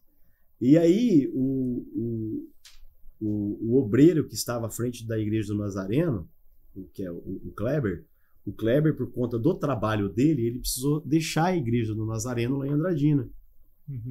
E eu estava com ele auxiliando ali na igreja também. Mas ele precisou sair. Aí eu comecei a assumir o trabalho ali, esperando ser chamado pro concurso. Né? E aí conversamos, aí veio um outro pastor do Rio de Janeiro, o pastor Marcos. Aí eu comecei ali com o pastor. Antes do pastor Marcos vir, foi interessante que ele chegou lá em 2009, o pastor Marcos. Mas ele chegou para assumir a Igreja do Nazareno em Andradina por minha causa. Porque a igreja, então, ela era congregação de Três Lagoas ainda. Sim. E aí, o pastor Fabiano me liga em agosto de 2009. Varão, onde é que você tá? Também eu tenho esse costume de falar varão por causa do pastor Fabiano. Varão, onde é que você tá? Tô em casa, tô aqui, pastor, na loja e tal. Preciso falar com você urgente. Eu quero que você venha aqui hoje. Falar comigo aqui em Três Lagoas.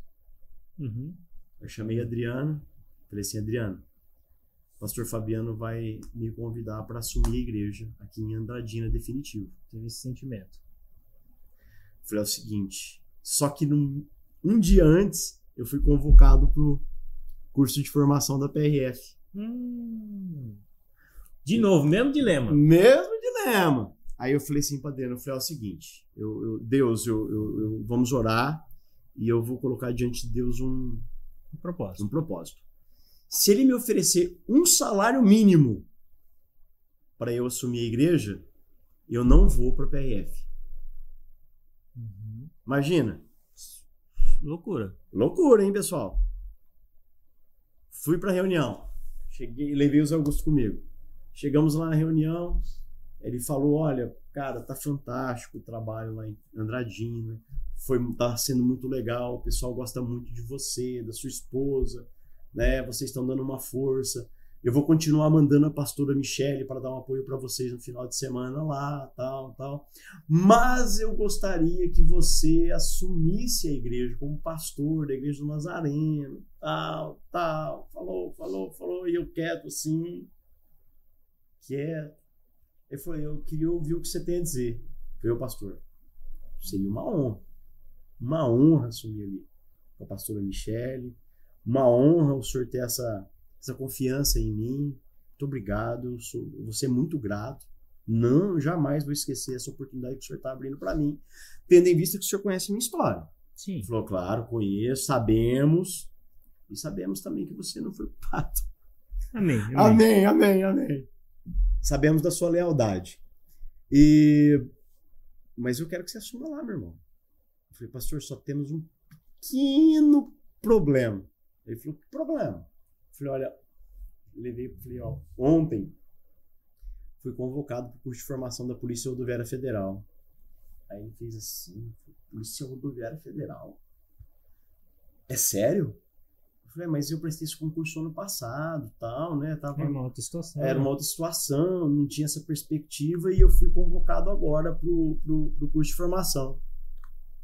Ele abaixou a cabeça e eu esperando ele falar assim pra mim, vá não. Fica. Ele virou pra mim e falou assim, meu irmão, quanto você vai ganhar? Eu falei, pastor, o salário inicial lá é X. Ele falou assim, assume o seu trabalho na Polícia Rodoviária Federal. Vá fazer isso, vá pro seu curso de formação. Eu falei, mas o senhor não tem nenhuma oferta para fazer para mim? Não tem. Quando você voltar para Três Lagoas, você vai pastorear comigo aqui. Mas como policial rodoviário federal. Você vai ser policial rodoviário federal. E você vem pastorear comigo aqui em Três Lagoas. Vou orar aqui por você. Irmão, vai ser bom para você, vai ser bom para sua família. Deus vai fazer uma obra na sua vida. Assuma esse compromisso. O seu chamado não morreu por causa disso. Vá para lá. Caramba. Sábio, né?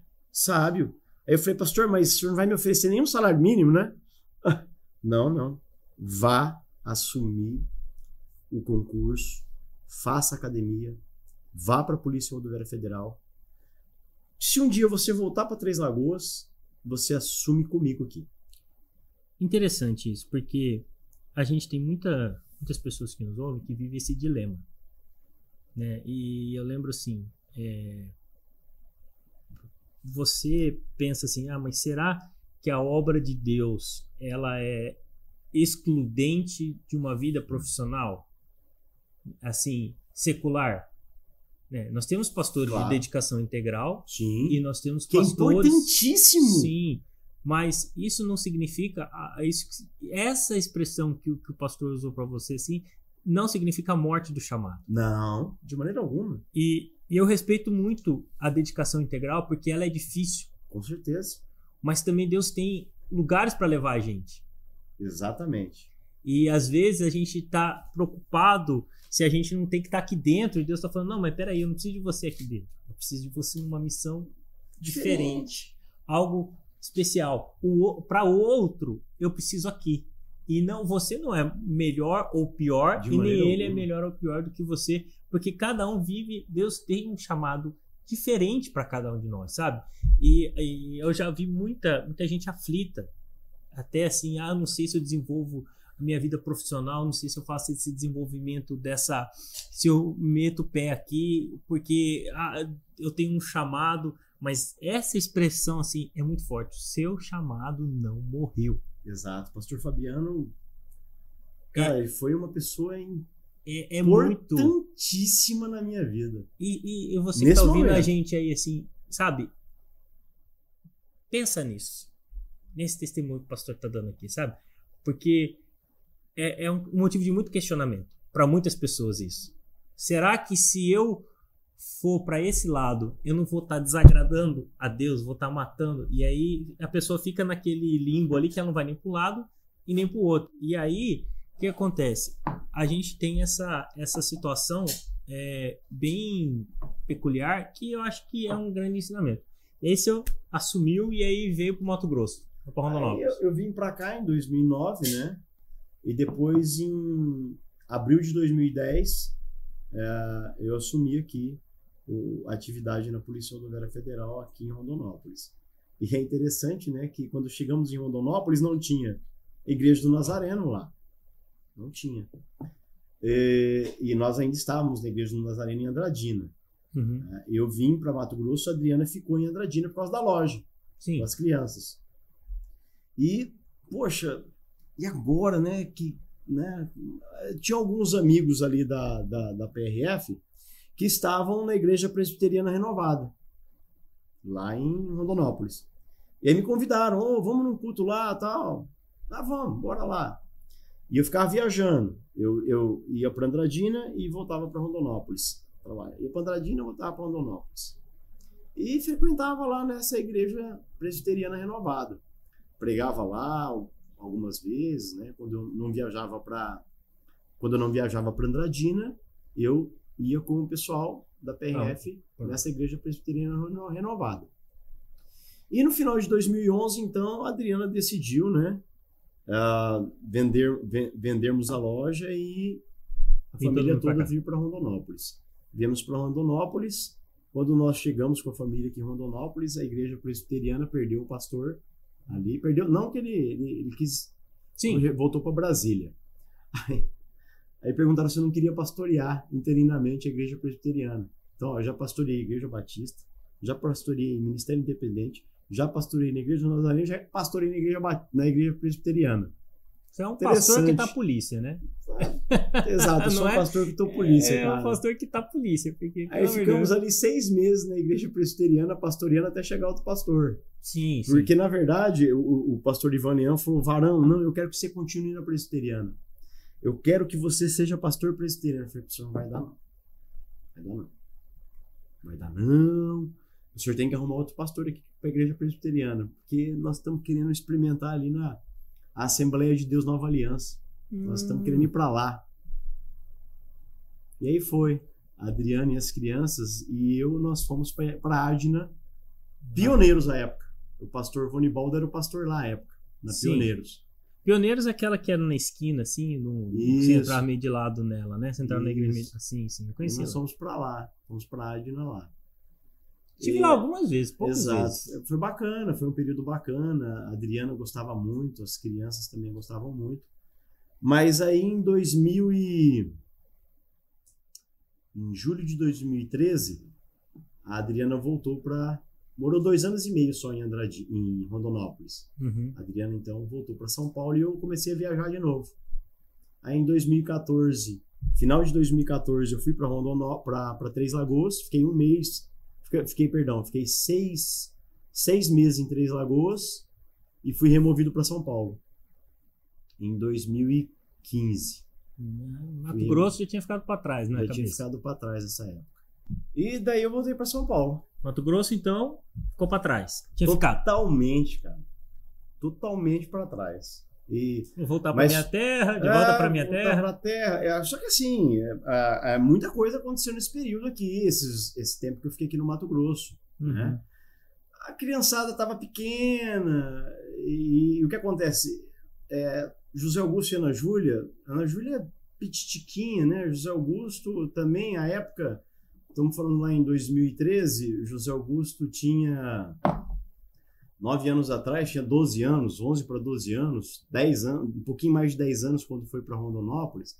Então, o que acontece? Lá em São Paulo eles tinham tataravó, bisavó, bisavós, tios, tias. Família toda. Família toda, todo mundo junto ali, né?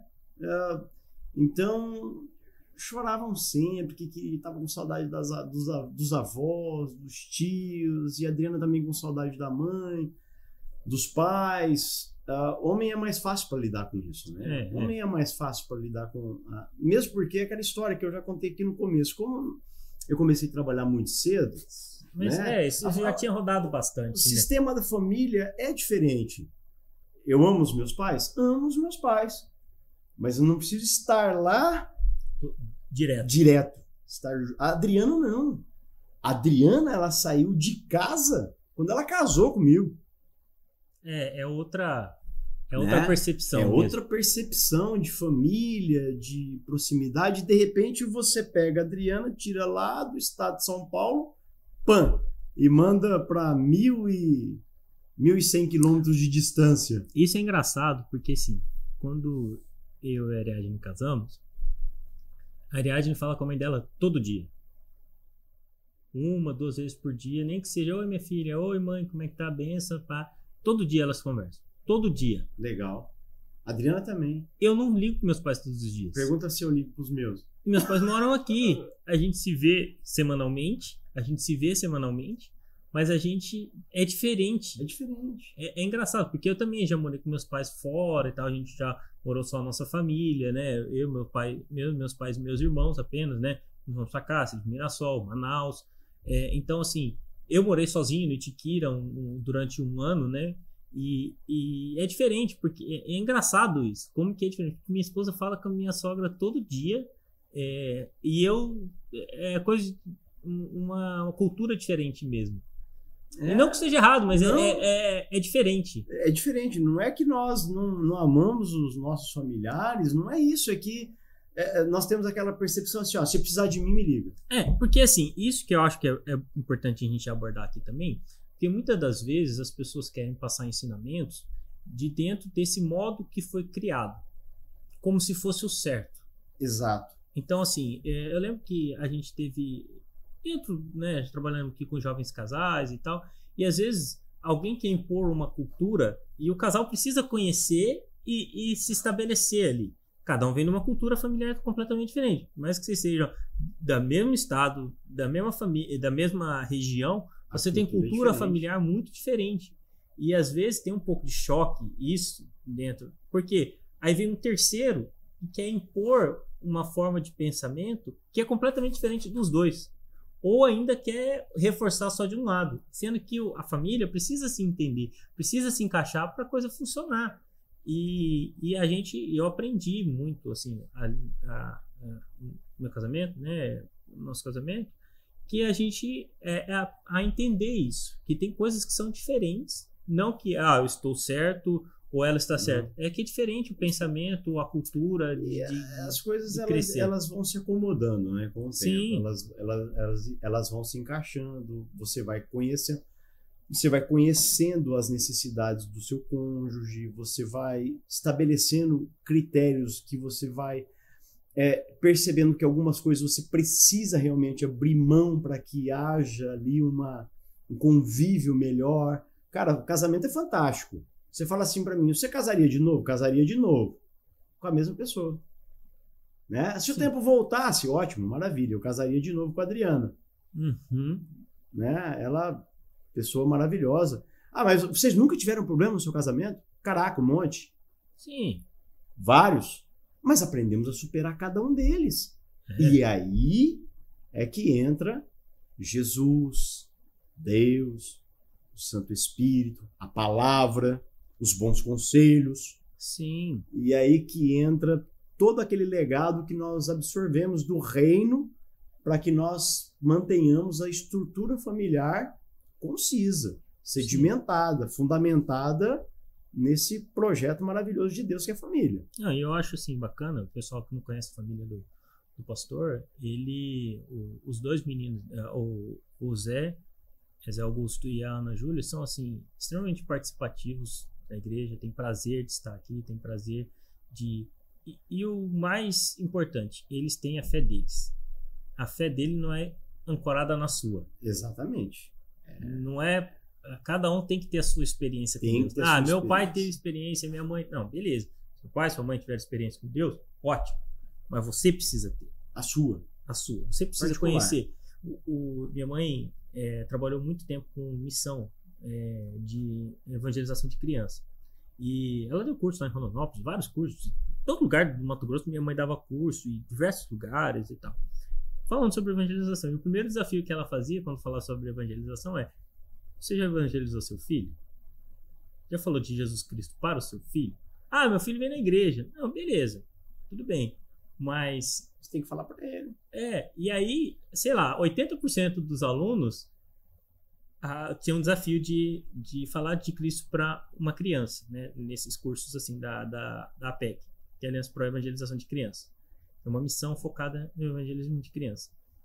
E aí 80% fazia o evangelismo dentro de casa e descobria que o filho não tinha tido uma decisão ainda por Cristo.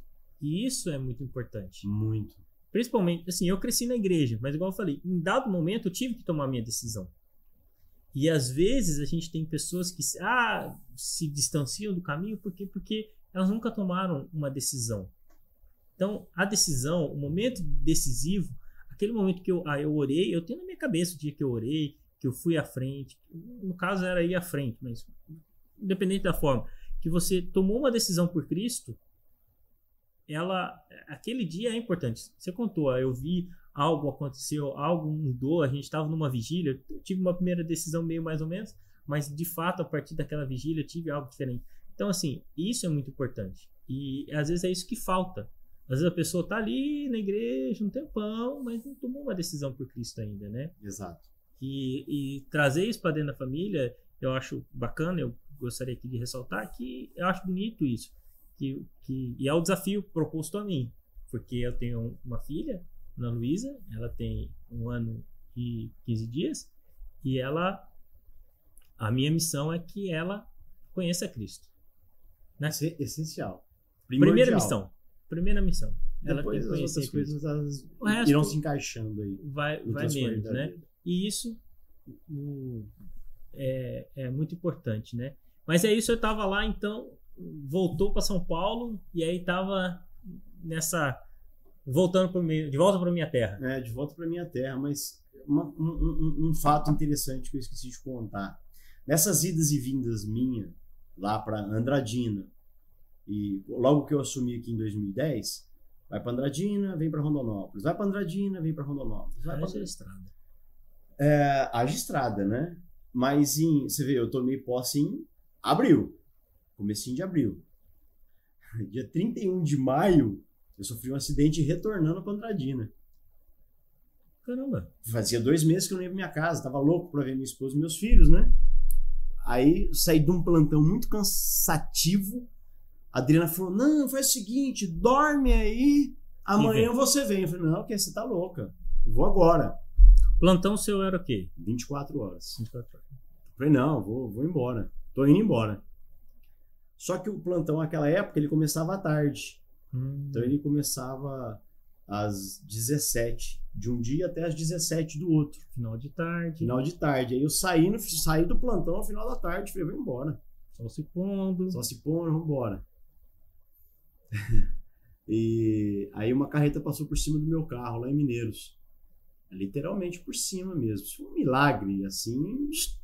Sim, meu carro sobrou nada. Não, nada, vezes nada. É interessante que o acidente ocorreu 19, perto das 20 horas de Brasília. Entre 19h30 e 20 horas. Nesse horário, a Adriana estava com as crianças lá na Igreja do Nazareno. Nós ainda estávamos na Igreja do Nazareno lá. E eles estavam intercedendo pelos familiares que estavam viajando. Era o culto da família. Meu Deus. Só coincidência, tá? Coisas que Deus faz, né? Só coincidência. E a carreta passou, literalmente. A carreta estava carregada, passou por cima do meu carro. Meu Deus. E eu lembro que depois de um tempo eu acordei, né, dentro do carro. Aí a porta do meu lado abriu. Eu desci do carro, tinha uma multidão em volta do carro. Ônibus parado, caminhão, carro. Falei: gente, o que está acontecendo aqui? Você nem viu? Não, nem vi. Eu falei: o que está acontecendo aqui? Aí chegou um motorista de um ônibus da Gontijo, isso aí eu lembro bem. Eles falaram assim: senta, você tá bem? Aí eu vi uma moça em cima da capota de uma caminhonete. Da capota. Não, manda um bombeiro porque ele tá vivo. Acharam que eu tivesse morto, porque já tinha um tempo que eu estava dentro do carro. Deus. A carreta veio por trás? Não, de frente? De frente. Passou por cima do gol. Por cima, abriu o gol no meio. Meu Deus, mesmo. Que... E aí, já vi muito acidente. Aí é interessante, as pessoas falam assim: sorte. Tá, sorte, beleza. Foi sorte. Então tá, vamos falar aqui do que é o que é milagre, o que é sobrenatural. Cara, eu era o motorista, então assim... Do seu lado. Do meu lado, ficou intacto o veículo. O que estava do lado do passageiro, não sobrou nada, nem pendrive que estava conectado no som. Para tirar minha arma, o bombeiro teve que abrir com aqueles... Alicates? Alicates. para abrir a lataria do carro, porque o carro achatou no chão. Então, peraí. O seu carro aqui... O caminhão passou por cima do lado do passageiro todinho. E embora. E foi embora. Isso aí. Aí você fala assim, mas mesmo assim, milagre. Tinha sangue até no para-brisa traseiro do carro. Sangue? Sangue. Meu sangue lá no para-brisa traseiro do carro. Meu Deus. Atrás de mim, no banco, tinha um notebook solto. O notebook não saiu do lugar. Na pancada? Não saiu do lugar. Meu óculos, que estava no porta-objeto, do meu lado, não saiu do lugar. Minha carteira... Como se nada tivesse acontecido. Como se nada tivesse acontecido. Ah, tá, o notebook pode não ter saído do lugar. Como é que não saiu do lugar? Beleza. Embaixo do banco tinha 2 garrafas soltas. Que eu estava levando de presente pro meu pai e pro meu sogro. Elas não quebraram. Meu Deus. O PRF que foi levar lá no hospital no outro dia, falou, cara, explica isso aqui pra mim. Porque nunca... Como é que isso aqui não quebrou? Como é que isso aqui tava lá dentro? Como é que isso aqui não saiu do banco? Eu falei assim, milagre. Milagre mesmo. Deus. E eu quebrei o nariz. Ué? Que eu descobri depois de um bom tempo, né? Eu tinha quebrado o nariz no acidente. Meu Deus. Porque tem a redução da velocidade ali naquele momento. Só quebrei o nariz. Caramba. Mas fui pra UTI, porque os batimentos cardíacos estavam muito acelerados. Sim. Não desaceleravam. Fiquei um dia na UTI no hospital em Mineiros. E aí depois Mas só o nariz de só machucado. o nariz machucado. Caramba. E a marca do cinto, né? O Vasco. Ah. O símbolo do Vasco aqui no deve peito. ter dor nas costas, essas coisas. E assim, é interessante que eu teve o acidente, eu só ouvi assim, volta. Aí eu acordei no acidente. Saí do carro. Tava dirigindo. Lembrou, depois volta. Eu ouvi essa palavra, volta. Aí saí do carro. Como se nada tivesse acontecido. Piloto de Fórmula 1, carro destruído e você saiu. Né? E assim, tudo bem, o fato de não ter acontecido nada comigo, beleza, pode ter sido sorte. Mas explica pra mim, o notebook que não saiu do lugar, as garrafas que não se quebraram, o óculos, a carteira. Não, tudo Agora, preservado. tudo que estava do lado do passageiro saiu de cima dos bancos, foi pra frente, tiveram que cortar com alicate pra encontrar, tiveram que abrir a lataria. Que loucura. Deus. Aí, lembra que eu falei da pastora Michele, né? Queria assumir, queria me ajudar lá. Essa pastora Michele, ela tinha muita amizade com a Adriana. E um dia a Adriana estava nesse dilema. Mudo para Rondonópolis ou fico aqui e meu marido continua viajando? A pastora Michele falou para ela assim, você quer perder a sua família ou a sua loja? Escolhe um. Qual que você quer? Aí a Adriana decidiu vender a loja. Meu Deus. Foi por isso que nós viemos pra cá. Nós voltamos lá pra São Paulo, né, em 2015. Aí tava tranquilo lá em São Paulo, pô. Tava bom, pertinho, trabalhando ali, pertinho de casa, show de bola. Tudo certinho. Fiquei lá até 2019, né? Aí a Adriana falava assim, volto pra qualquer lugar, menos pro Mato Grosso. Sério? Sério, pô, depois você pergunta pra Mas ela. é que assim, pessoal. Mas não porque... É que é muito distante, é muito diferente. Não porque era ruim viver aqui. Sim, mas é muito diferente. É muito diferente, era distante da família. Muito distante, eu acho que esse é o principal, né? Muito distante. E também, claro, a época que nós moramos ali em Rondonópolis era tudo muito precário, né? Principalmente a área da saúde, era muito precário. Sim, Rondonópolis muito tem precário. muitos problemas. E uma experiência ruim que nós tivemos com o filho de um amigo meu, trabalhava comigo na mesma equipe minha, no Tático lá em Rondonópolis, ele teve um aneurisma, com 6 aninhos. Meu Deus. E aí ele foi pro hospital de manhã, ele ligou pra mim e me chamava de Zezinho. Zezinho, você pode pegar o Pedro aqui em casa, porque eu tô indo com o Augusto pro hospital, porque ele não passou bem agora de manhã, você leva ele pra escola e depois, se precisar, você leva para sua casa, porque a funcionária aqui vai ficar só até na hora do almoço. Falei, não, deixa comigo, vai lá. Mas o que ele tem? Ah, ele teve vomitou bastante aqui em casa e tal.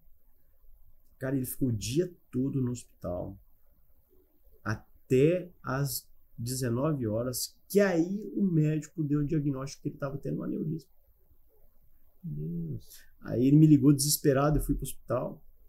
Chegamos lá no hospital, eu falei, doutor, né, ele não tinha condições de nada, eu fui conversar com o médico, falei, doutor, mas e aí, o que precisa ser feito? E a veia já estava do tamanho de um ovo no cérebro dele. Aí eu falei assim, ó, Jorge, antes de mais nada, posso ir lá orar pelo seu filho? Pode. Claro, primeira coisa que nós temos que fazer, poxa vida. Sim. Somos cristãos. Fui lá, entrei lá e fui orar pelo filho dele. Falei, agora nós vamos resolver as outras coisas. O médico falou, ó, não consigo nenhum hospital que tenha uma UTI pediátrica e um neurocirurgião pediátrico para encaminhá-lo. Eu falei, se eu conseguir, o senhor libera? Claro. Aí liguei para o Hospital da Unimed em Araçatuba. Um médico que acompanhou o nascimento do José Augusto, quem atendeu o telefone na emergência, ele era quem estava na emergência naquele dia. Falei, doutor Gabas, José Antônio, da Polícia Civil, você sumiu, nunca mais viu seu menino, como é que tá? Porque o cidadão ali deu um problema sério, hein, quando nasceu. É um milagre de Deus, demais. Mas essa aí eu quero ouvir junto com a Adriana. Um milagre de Deus, por isso que eu não contei. Uhum. Um milagre de Deus. E aí, como é que tá seu filho? Não, tá bem, tudo em ordem, tá maravilha, tudo 100%, né? Nunca teve mais nenhum problema, tá show. Mas tô te ligando por outro problema, tem um menino aqui que precisa ser operado, assim, não passa pro médico, mandou para Araçatuba. Um problema que era tão... Você vê, em Araçatuba, que é uma cidade no estado de São Paulo que não tem prestígio assim, né? Mas fizeram a cirurgia lá e o menino não tem nenhuma sequela. Graças a Deus. Graças a Deus, né? Uma bênção. E a Adriana, isso aí também deu medo. Um receio na Adriana, porque ela lembrou que ela tinha passado não só com o José, mas com a Ana Júlia, que a Ana Júlia também deu um susto grande na Adriana. Uhum. Em mim, enorme. Mas deixa a Adriana contar. Aí a Adriana ficou assim também, né? Eu entendo, né? E Rondonópolis era muito precário nessa época, na área de saúde. Muito precário mesmo. Tanto que quando nós voltamos para Rondonópolis em 2019, eu não reconheci a cidade. Sim, teve um crescimento muito forte. Principalmente na área de saúde. Muito bom. Então, o estado do Mato Grosso, nos últimos 12 anos, cara, isso eu tô falando porque eu vim para cá em 2010. Então, de 2010 até hoje é outro estado. Sim. É outro estado. Mudou, assim, foi uma coisa fantástica. E aí você foi lá pra Adna, então, lá em Rondonópolis. Aí quando aí você tava... Peraí, vamos lá. São Paulo, aí você falou, e agora eu vou na... Aí o José Augusto foi fazer medicina ali em Penápolis, na faculdade ali em Penápolis, e surgiu, né, essa possibilidade de eu ser removido para Rondonópolis. Nós entramos em contato com o pessoal daqui de Rondonópolis e tal, e eles queriam que eu viesse assumir uma função na gestão aqui em Rondonópolis. Eu tenho muitos amigos, né, que estão ali em Rondonópolis. Inclusive, quem era o chefe da delegacia hoje está aqui comigo em Cuiabá também. Uhum. E viemos para Rondonópolis em 2019. E ficamos em Rondonópolis de outubro de 2019 até fevereiro de 2020. E aí? De outubro de 2019 até fevereiro de 2021. Em fevereiro de 2021, eu fui removido aqui para Cuiabá. Aí lá em Rondonópolis... Vai fazer um ano que vocês estão aqui? Fazer um ano agora em fevereiro. Não, mas parece que já tem tanto tempo. Pois é. Vocês são agradáveis e nós também. Porque se se nós ou vocês não fossem... Seria falar assim, nossa, faz um ano já? Não é? Mas parece que vocês já estão um tempão aqui. Cara, a igreja aqui é muito legal, né? Família, né? O pessoal aqui vocês são maravilhosos, né? Todos aqui. E a gente ficou muito feliz com a chegada de vocês, porque, assim, quem chega para somar, eu acho que qualquer lugar. Qualquer lugar. E a gente como cristão tem que ter essa consciência de que não brigar com não brigar com Deus para os lugares que ele encaminha a gente. Só que assim também, viu, Jabs? Às vezes é difícil. É isso que as pessoas precisam ter em mente. Eu preciso estar aberto, Sim. Né, para eu também ser recebido, sim, na família da igreja. Sim. Porque tem pessoas que, às vezes, elas vêm para um determinado local e elas falam, eu não fui bem recebido. Tá, mas e o que você fez para ser bem recebido ali, naquele contexto? Eu dentro de uma realidade de mudar bastante, de diversas cidades que a gente morou, bairros, igrejas e diversas coisas que eu passei, né? Até chegar aqui na Adna, que a Adna de fato já é o que eu tô há muito tempo, mas na infância, até o começo da adolescência, a gente rodava muito. E aí tinha essa questão da gente chegar e ser disposto. Sim, exatamente. Isso aí é importantíssimo. É o que Neemias, né? Disponhamos-nos e edifiquemos. Pronto. Então, assim, a disposição daquele que chega e a ser bem recebido. E aí a igreja tem que ter a disposição de bem receber, não querer repudiar, porque vai mexer aqui na minha panelinha, vai mexer nos meus grupos, vai mexer nas minhas coisas. Não, de fato, receber e acolher as pessoas, eu acho que faz toda a diferença, né?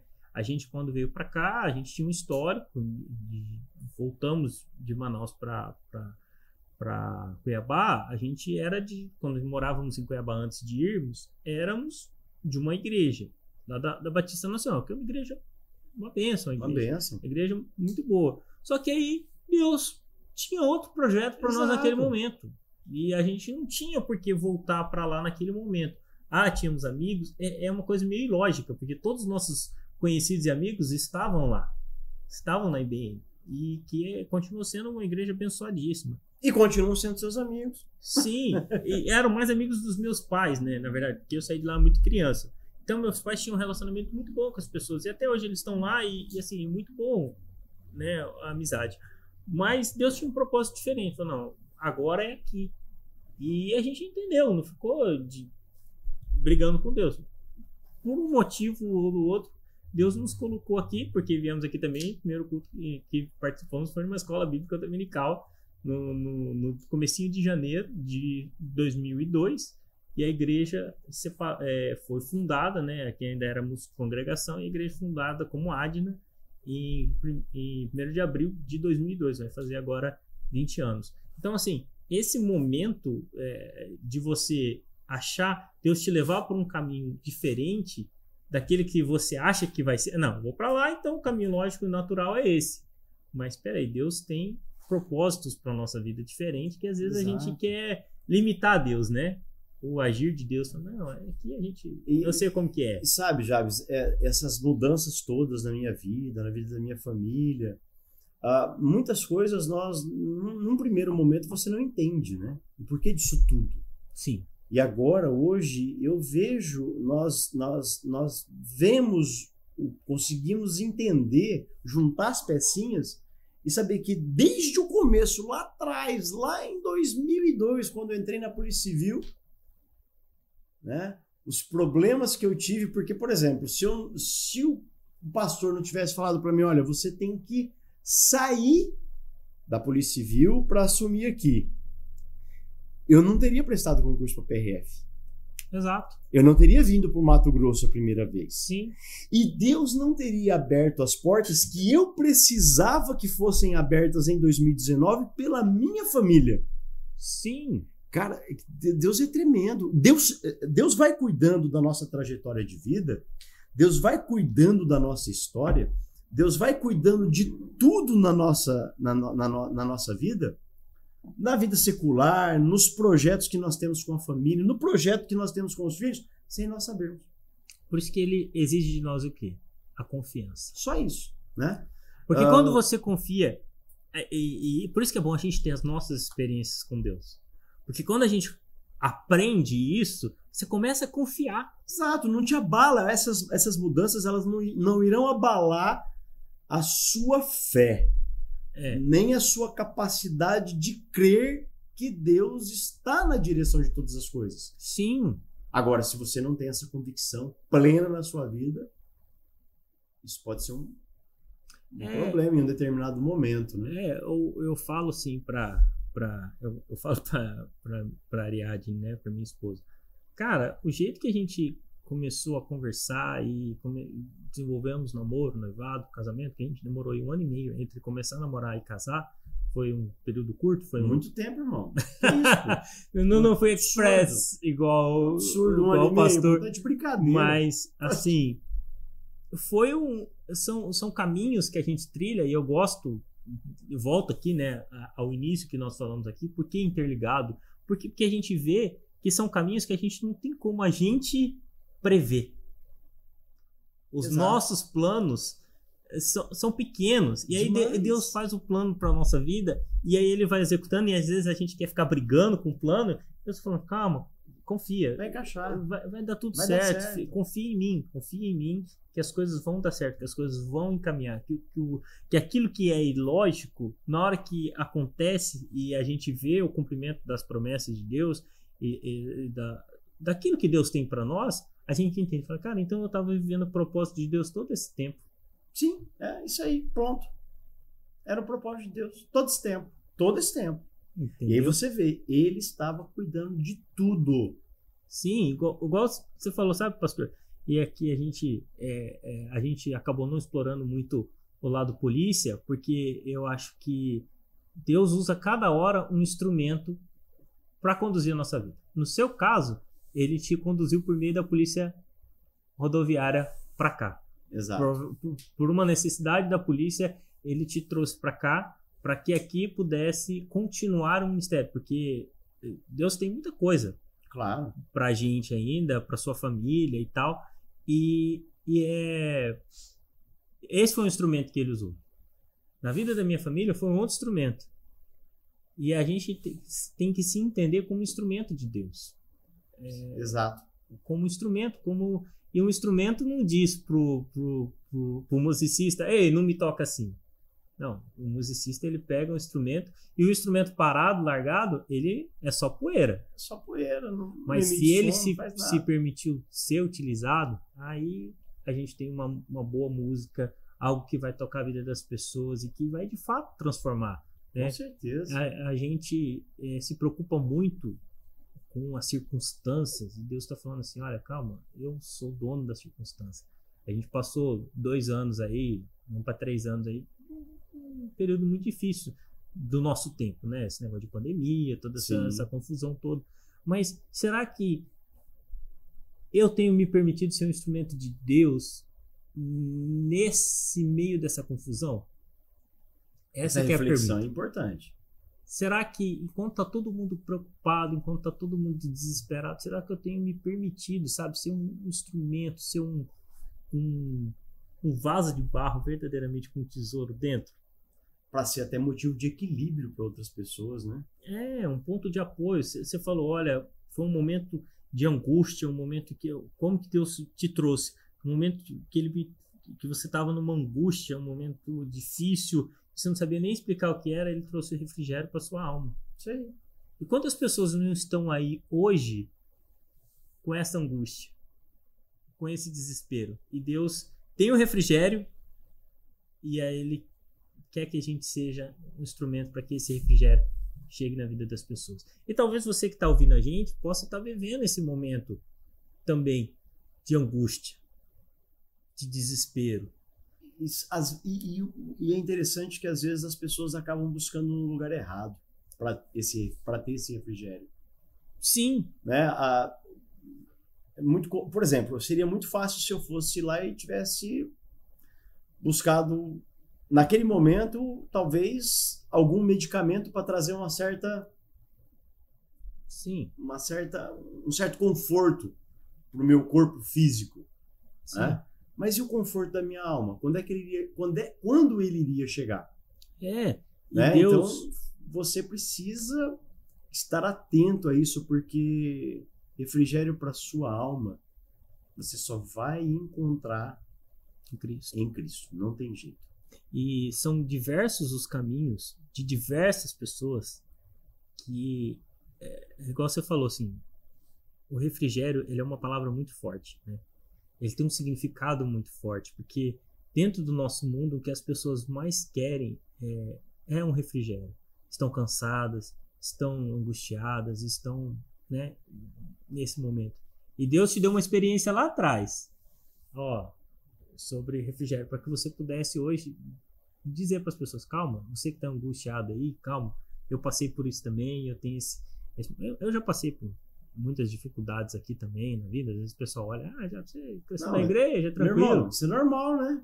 Você é tranquilo. É igual aquela história, nós não falamos dos meus tombos lá atrás, né? A gente... Precisa ter outro podcast só para falar dos tombos. Sim, só para falarmos das dificuldades, né? Porque o pessoal fala, poxa vida, né? Começou a trabalhar tão novo, foi tudo bem, coisa linda. Não. Queridos, não foi não. Para entrar, e aí, a sua esposa teve a loja, foi legal? Foi legal, mas olha... É difícil. Vou dizer para vocês aí, as coisas nem sempre foram como elas estão hoje. Sim. Né? Mas nós nunca desanimamos do que Deus poderia fazer. Exato. Isso que é importante. E isso, o perseverar, né? Eu acho que o perseverar está muito nisso, né? As dificuldades se levantam e mesmo assim a gente confiar que Deus, ele vai nos conduzir, não vai nos deixar desamparados. Jamais. São coisas assim que você falou hoje, são ensinamentos que a gente tira. De fato, olha, sair de um concurso, sair de uma carreira, sair de algo com um propósito, e aí esse propósito não acontece, e aí você tinha todos os motivos naquele momento para falar assim, não quero mais saber de igreja. Pois é. Me tirou da minha segurança para me largar. E às vezes as pessoas têm um conceito errado e não conseguem entender a fé cristã, que a fé cristã não está baseada no homem. Nem nas coisas humanas, né? Então, mas eu digo no homem porque, teoricamente, você tinha uma proposta e, assim, de trabalho. Sim, claro. Mas uma proposta digna, né? E aí, enfim, por N razões, ela não aconteceu. Se a sua fé tivesse fundamentada no ministério, a sua fé poderia ruir naquele momento. Mas é o que eu sempre falo lá em casa, já, para os meus filhos. Eu falo, olha, independentemente do que acontecer com vocês um dia em qualquer igreja, tenham em mente que os problemas, quem os provoca, são exclusivamente os homens. Sim. Os nossos olhos precisam estar sempre fixos em Cristo. Só. Só. Ponto final. Eu não posso errar amanhã? Sim. Eu não posso decepcionar você? Sim. Posso ou não posso? Com certeza. E aí? E é o que a gente faz, na verdade. Eu decepcionei você? Decepcionei, mas Jesus estava naquela decepção que eu provoquei na sua vida? Não estava. Não, eu tenho certeza absoluta. As pessoas podem decepcionar você. Irão. Faz parte da vida. É isso aí, nós somos seres humanos, ainda não fomos arrebatados, né? Uhum. Não estamos em Cristo, mas Cristo jamais irá decepcioná-lo. Jamais. Jamais. E não se irrite porque aquela pessoa te decepcionou. Não se irrite, né? Coisas que nós não tratamos aqui, né? Que são coisas muito pessoais, muito particulares, mas nós já vivemos terríveis decepções. Sim. Né? De pessoas muito mais próximas do que esse pastor. Mas continuamos amando essas pessoas do mesmo jeito.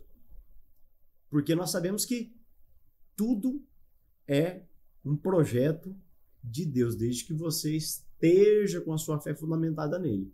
Porque, meu irmão, com todo respeito, se você olhar e deixar que aquela decepção contamine a sua vida, contamine o seu relacionamento com Cristo, você precisa rever alguns conceitos também.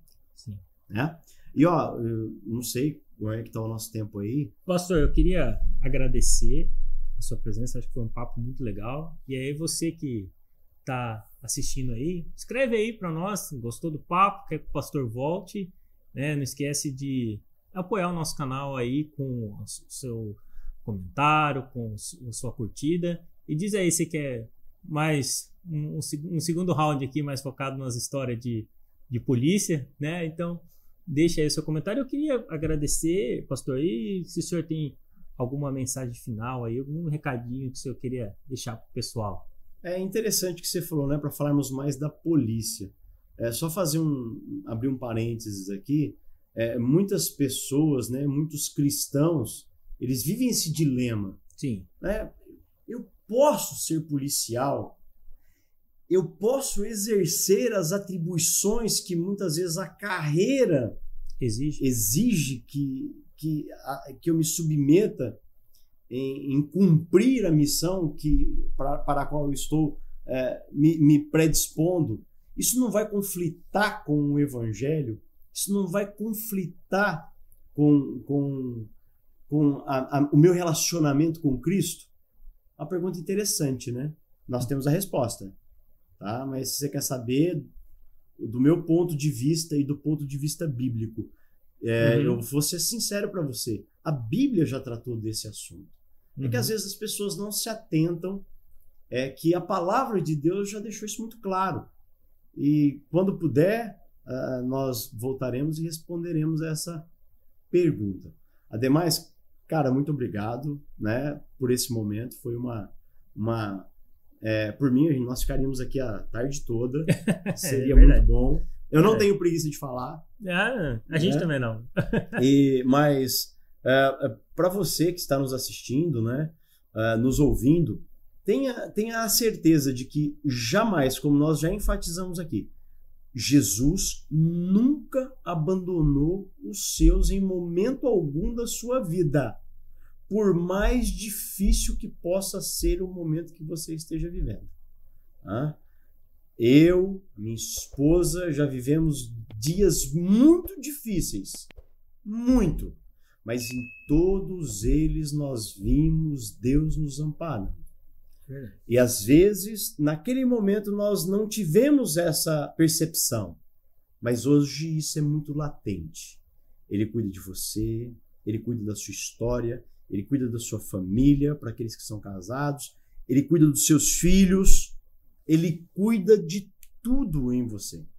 Creia, deposite sua fé, sua esperança, busque alento para o seu coração, para a sua alma, o refrigério, como você já disse. Busque no único lugar onde você irá encontrar tudo isso. É lógico que o tempo de Deus não é, nunca foi e nunca será o seu tempo. As respostas dele, a permissividade dele para as nossas vidas, ele é quem determina. Nós só precisamos esperar, sedimentados nessa fé genuína, verdadeira, santa, eficaz, que é capaz de nos transformar profundamente. Amém? Amém. Pastor, muito obrigado. Até a próxima. Até a próxima. Obrigado, pessoal. Não esquece de deixar aí o seu comentário. Se quer que a gente faça ao vivo, escreve para nós aí. Se quer que a gente traga o pastor aqui e a gente faça um ao vivo, você mandando sua pergunta ao vivo, deixa aí. Obrigado, pessoal, e até mais. Tchau.